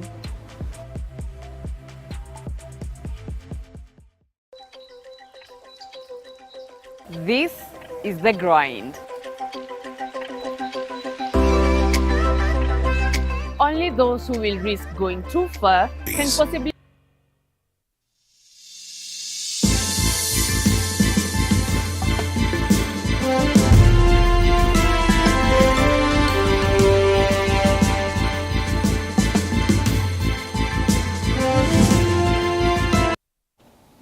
Welcome back and thanks for staying with us. Remember, this is our special coverage of both Kenya Kwanza and Roots Party's big day as both parties unveil their manifestos, which they say are innovative and are going to help Kenyans solve a myriad of problems. And to help me dissect on the two documents that have just been unveiled this evening, I have with me a constitutional law expert, Professor Hyena, who is joining me virtually. Professor, good evening, if you can hear me, and thank you so much for finding time to join us this evening. Good evening to you. Well, some people would say that the Kenya Kwanza coalition, the unveiling of that manifesto, there were moments that the deputy president spoke, and I'm sure a lot of people might feel that he may come, if he is elected, that is, he might just come to undo a lot of things that his boss is doing. He's mentioned the appointing of 6 judges that were rejected by President Uhuru Kenyatta after the appointment by the Judicial Service Commission. I want to hear your views about that. Well, the main worry is that we have a deputy president, a sitting deputy president, who wants to run away from all responsibility regarding what he has been party to since 2013. And so that is a very, very big problem. And you have a deputy president who has been in government since 1992. and who is not willing to take responsibility for any of the policy failures and governance failures of the administration. But he is very quick to claim. So take a few examples. When he talks about agriculture, and agriculture was very clearly articulated in Azimio's manifesto. When he talks about agriculture, he doesn't, for example, talk about what he promised in the past term, that they would import, for example, 7,000 to 10,000 tractors and no woman would dig using hose. So, you must tell us really what happened. For example, that's just one example. Another example is that if you saw the Azimio launch, the presidential candidate spoke to some issues which were of a broad nature or which were key, and then left individuals who are likely to be part of the administration to articulate certain issues, so that you would see Honorable Karua speaking to issues of governance and related issues. You would see Honorable Ngilu talking to health issues. You would see Honorable Munya talking to agriculture issues, because it's always understood that the president cannot they cannot do everything. The president is about the general policy guide. In fact, it reminded me, the Piruto's presentation reminded me of what we all studied in constitutional law and policy, which is that if you have only one person who seems to be speaking and taking all and hogging all the limelight, then you are likely to have a dictatorship or a terrible governance and policy failure.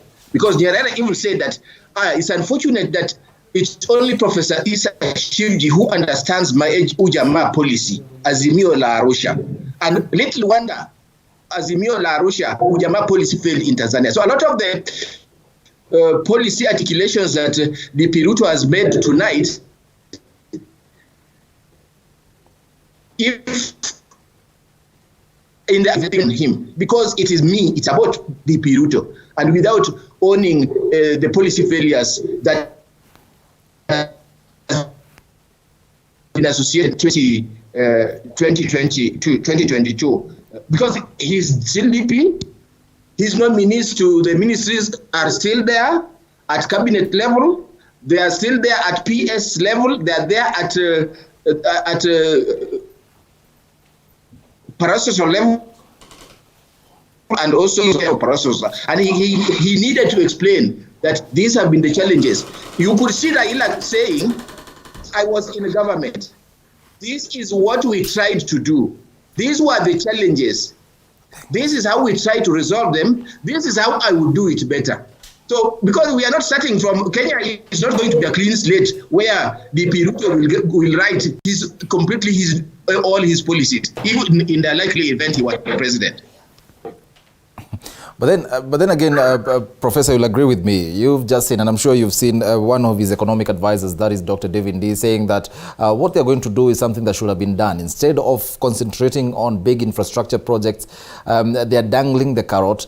They want to ensure that many farmer households get, some of the basic needs like food. That is, and he's saying that they're going to move money from some of these projects, which his team made up of technocrats think is not, those are not some of the priority areas that they should focus on. And he's just saying it's a matter of moving money from here to there. Don't you think that is going to be enticing to a lot of people? Well, let's just take agriculture food, because it's actually the most difficult, one of the most difficult questions as we speak now, and therefore issues of food, nutrition, etc. And these are what the failures of their manifesto. Number one, they needed to give us a context. It is D. Piruto who said that Galana Kulalu would give us food security. It is D. Piruto who said it.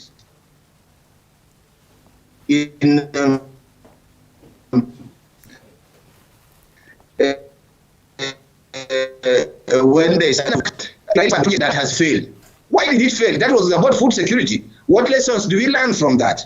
Aurora and Kimorel would also have helped stabilizing the questions of water and related irrigation and food production questions. What happened about that? So before he gives us new promises, because this is actually the media.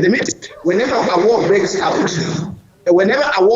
out, truth is the first casualty. I would say that whenever you have a general election in Kenya since 2013, truth is the first casualty. And DP Ruto has been consistent in telling lies, and I think he hopes, just like Goebbels, that the more you tell lies, if you are consistent in telling lies, somehow people will either believe or they will become the truth. And that is not true. Food security, what did he do when those infrastructure programs were being implemented? He has been DP. When SGR was being done, when all this infrastructure, he was and he has been and he is in the government. And he said that, whenever there's a problem in this country, a challenge, ask the president and I. In fact, sometimes he said, ask me and the president. Sometimes it was as if he's the boss. Ask me and the president, or ask the president and I. Why has he not, what stance did he take, which we could credit for saying that, well, even if we are to do infrastructure, like roads, railways, etc., let us also balance with issues of water and related issues that would help us. On the issue of agriculture, it is curious that in their manifesto, they talk about agriculture as if agriculture is only about crops. They leave out a major issue about livestock, about fisheries, and about the blue economy. And for you to know more about that, the Azimio Manifesto details those. Agriculture, food, you cannot just talk about crops. It's really wrong. If agriculture is about crops, agriculture is about livestock. Agriculture, every time he talks about livestock was as leather industry hides, skins and hides, which is also better elaborated in the Azimio Manifesto. So agriculture is a wishy-washy. The way they have approached it is very wishy-washy and through voodoo economics. So for about bottom up is properly conceptual. How would Mamambog play a role in the, for example, rolling out about 100,000 kilometers or something like that? When it comes to the specifics, you don't see the role of Mamamboga, but that's just about it. Even in agriculture generally, you don't see Mamamboga, apart from being sellers of already produced mboga, you don't see them in their manifesto in the productive side. And there's no clear backward and forward linkages with agriculture or for food security.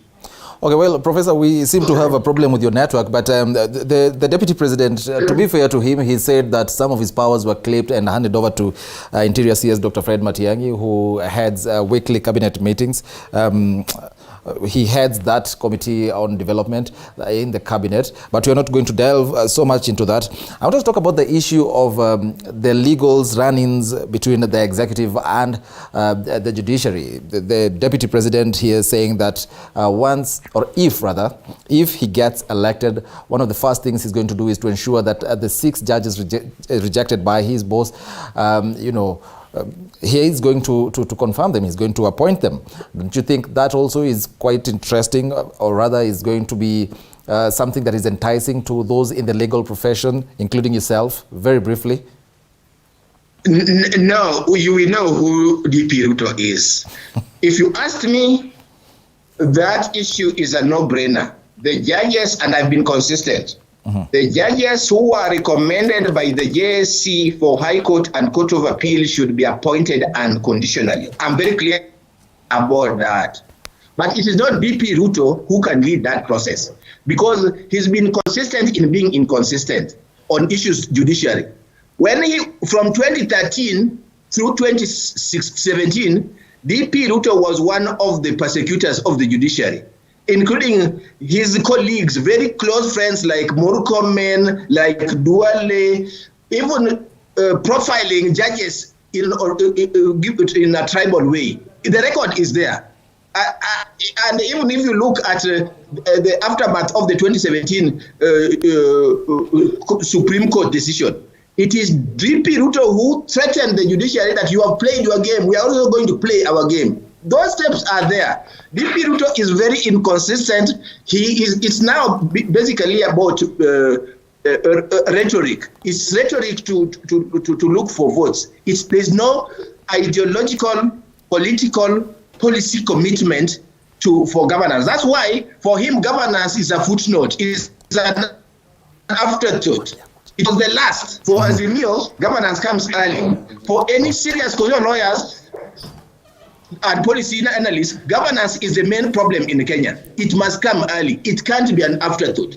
And he doesn't talk about corruption at all, clear anti-corruption measures. But with respect to the judiciary, DP Ruto's record is very, very clear that he and his close associates have been hostile to judicial reform in this country.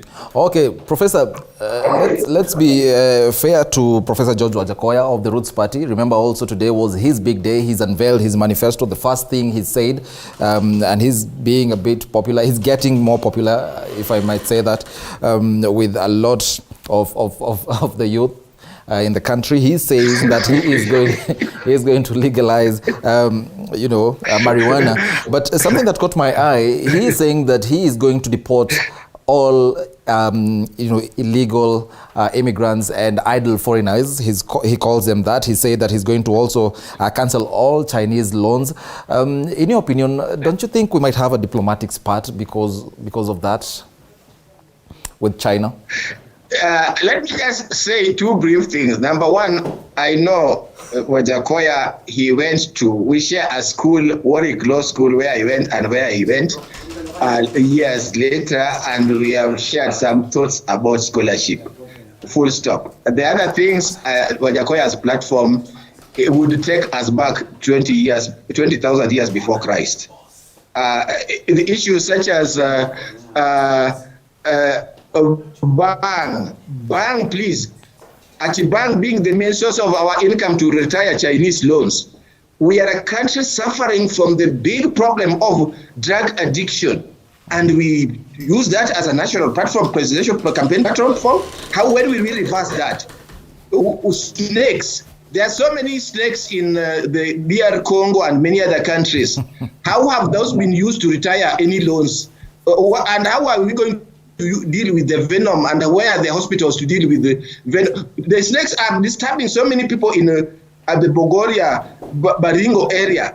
Why can't he have started with that, etc., etc.?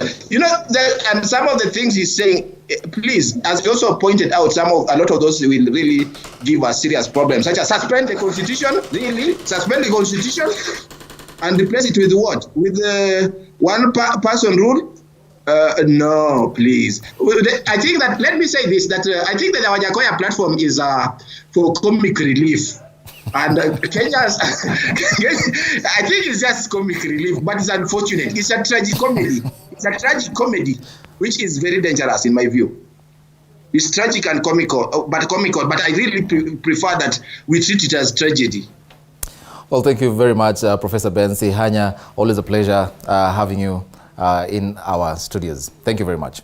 My pleasure. Good night, viewers. Well, that is Professor Ben Sihanya, who is a constitutional law expert. We're trying to make sense of the two manifestos that have been unveiled today by both the Kenya Kwanza Coalition as well as the Roots Party. Well, time now to cross over to some more stories, and away from that, the National Hospital Insurance Fund has implemented new and enhanced reforms designed to effectively deliver health priorities for Kenyans in a more affordable manner. Now, speaking during the launch of the NHIF benefits package, Mutahi Kagwe, the Cabinet Secretary for Health, has assured the nation of the government's commitment to prioritize the achievement of universal health coverage to all Kenyans. The updated reforms are expected to cover the scope surrounding outpatient services to cover categories of diseases that require laboratories tests, among others. To move forward.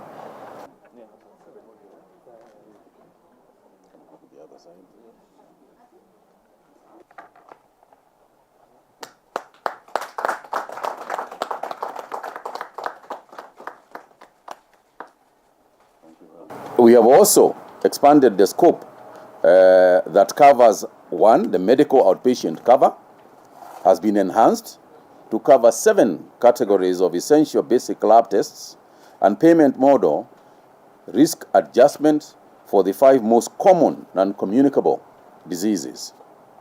In terms of medical inpatient, the reimbursement amount has been enhanced by an average of 12% and standardized across all providers. This discussion is the way to go forward so that it's not a win-lose situation. It's a win-win situation.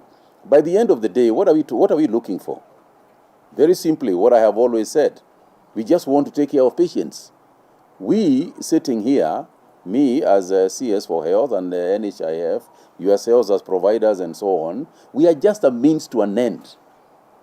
Nobody is an end here in itself. We are just a means to an end. At the end of the day, the end is the care of the patient and making a patient happy and putting a smile on a patient. That's the end. Our students across the country have been urged to maintain peace as the country heads to the August polls. Speaking during the school's prayer day, stakeholders have cautioned the youth against being used to cause violence, as Cheptoboit now tells us.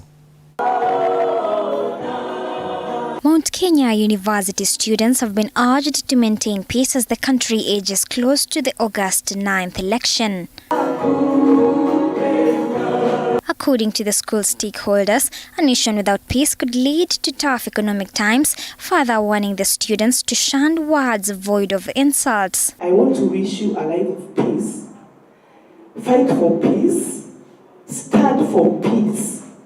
Be a warrior of peace. You should think, what am I saying? Is this right? What I'm doing, is it good for me? Is this good for others? We are going through our electioneering period, and most of the time as students, we are used. And coming next semester, I want to see all of you back to school. Speaking during the Mount Kenya University Prayer Day under the theme Pursue Peace with All Men, the school co-founder Dr. Jane Nyutu has urged the students to avoid abusing drugs, adding that the youth aged between 19 and 24 have fallen prey to mental health issues due to drug abuse. I think we need, like our Sheikh told us, to love us, to know I value me, to know that I have a destiny, I am a star. If we are to have peace as a nation, then we must demonstrate unconditional love. And wondering how come learned people are the ones engaging in violence. And then I think the solution is a peace and a prayer like we have today. The students have been urged to be on the forefront in preaching peace and avoid being used as tools to cause violence. We are not careful today to see who are these leaders we are bringing on board and how are we participating as youth during the electioneering period. We may not see tomorrow. Cheptoboit, TV47, Nairobi. Of the 81 people arrested yesterday by police officers in Kanjuni area in Mtwapa, Kilifi County have today been arraigned in Shanzu Law Courts. The 81 have been charged with 3 counts, including promoting war. Our reporter Patroniel Goren with the details.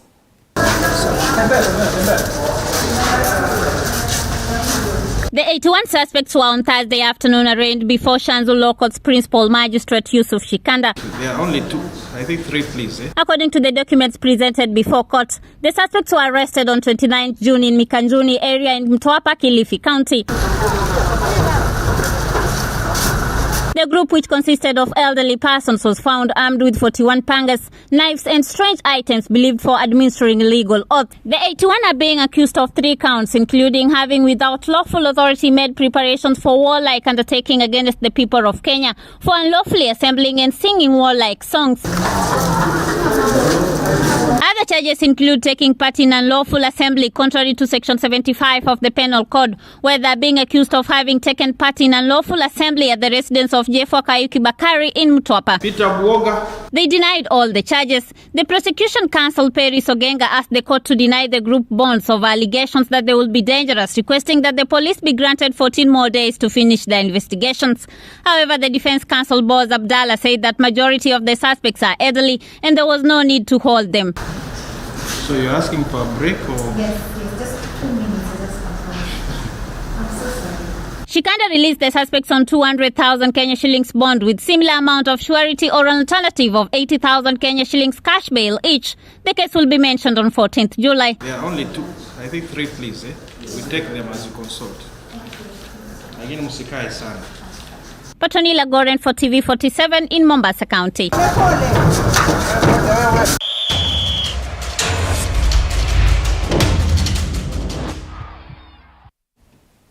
Welcome to sports. Kisumu Rugby Football Club earlier today received a major boost after the Kenya Breweries Limited, through its beer brand Tusker, signed a $2 million sponsorship deal ahead of this weekend's Dala 7 set to be held at the Jomo Kenyatta Stadium.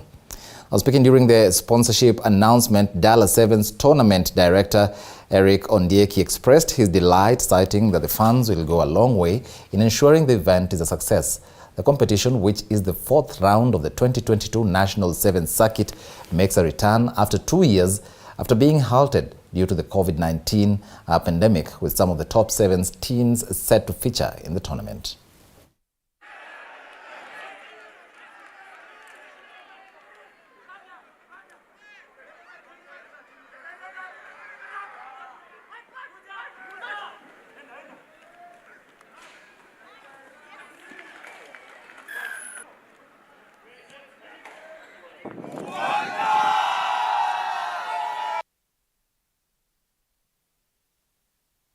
We exist to bring Kenyans together, and for us, sports is such an important moment where Kenyans come together to celebrate, and Tusker is big on championing our heroes, and we believe our rugby players are heroes. This year again, we're very happy that they've extended their partnership to us with a sponsorship of 2 million shillings. This comes at the best time, that when the club needed this money to do Dala Sevens and also run its activities throughout the year. For this year's Dala Sevens, we want to promise our fans an epic Dala Sevens like none before. Now, Maxine Wahome earlier today received 1 million shillings cash reward from telecommunication company Safaricom for her stellar performance at the 2022 WRC Safari Rally, which was held in Naivasha, Nakuru County. Now, Maxine navigated by Murage Waigwa, emerged as the first female rally driver in Kenya to win the WRC3 category after clocking 50 hours, 20 minutes and 21 seconds. Jeremiah Wahome, Hamza Anwar, Makrai Kimathi and Maxine are among the 4 youngest drivers sponsored by Safaricom and the Kenya Airways under the FIA Star Program.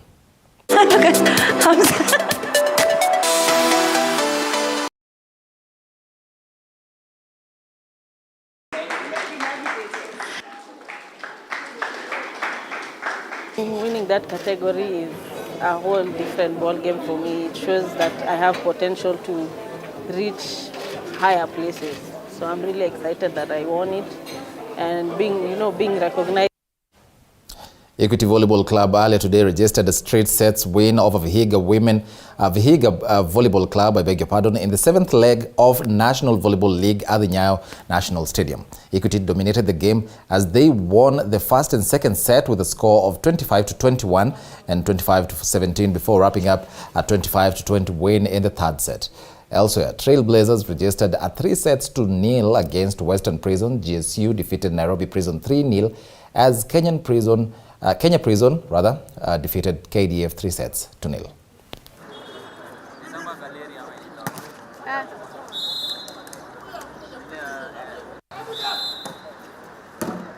Vile umejipanga unapokuja kucheza na timu tofauti, kuna mtindo au vile unacheza na timu tofauti. So ndio vile tumecheza leo.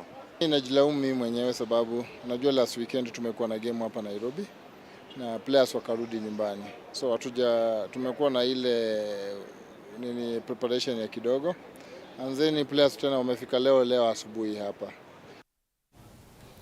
The national men's basketball team, Kenya Morans, are out of the International Basketball Federation World Cup race. This is after the team failed to secure seat spaces to travel to Egypt for the third window of the FIBA Africa Group D qualifiers.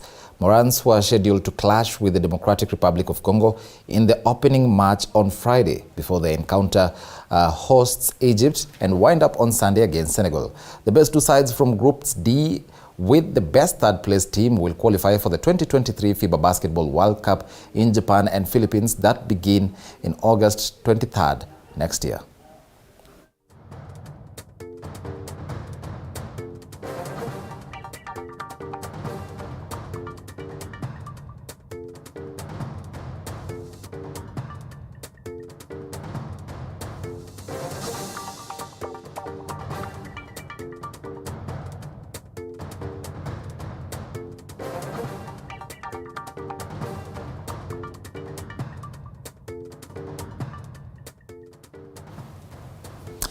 Well, that's how we wrap news tonight.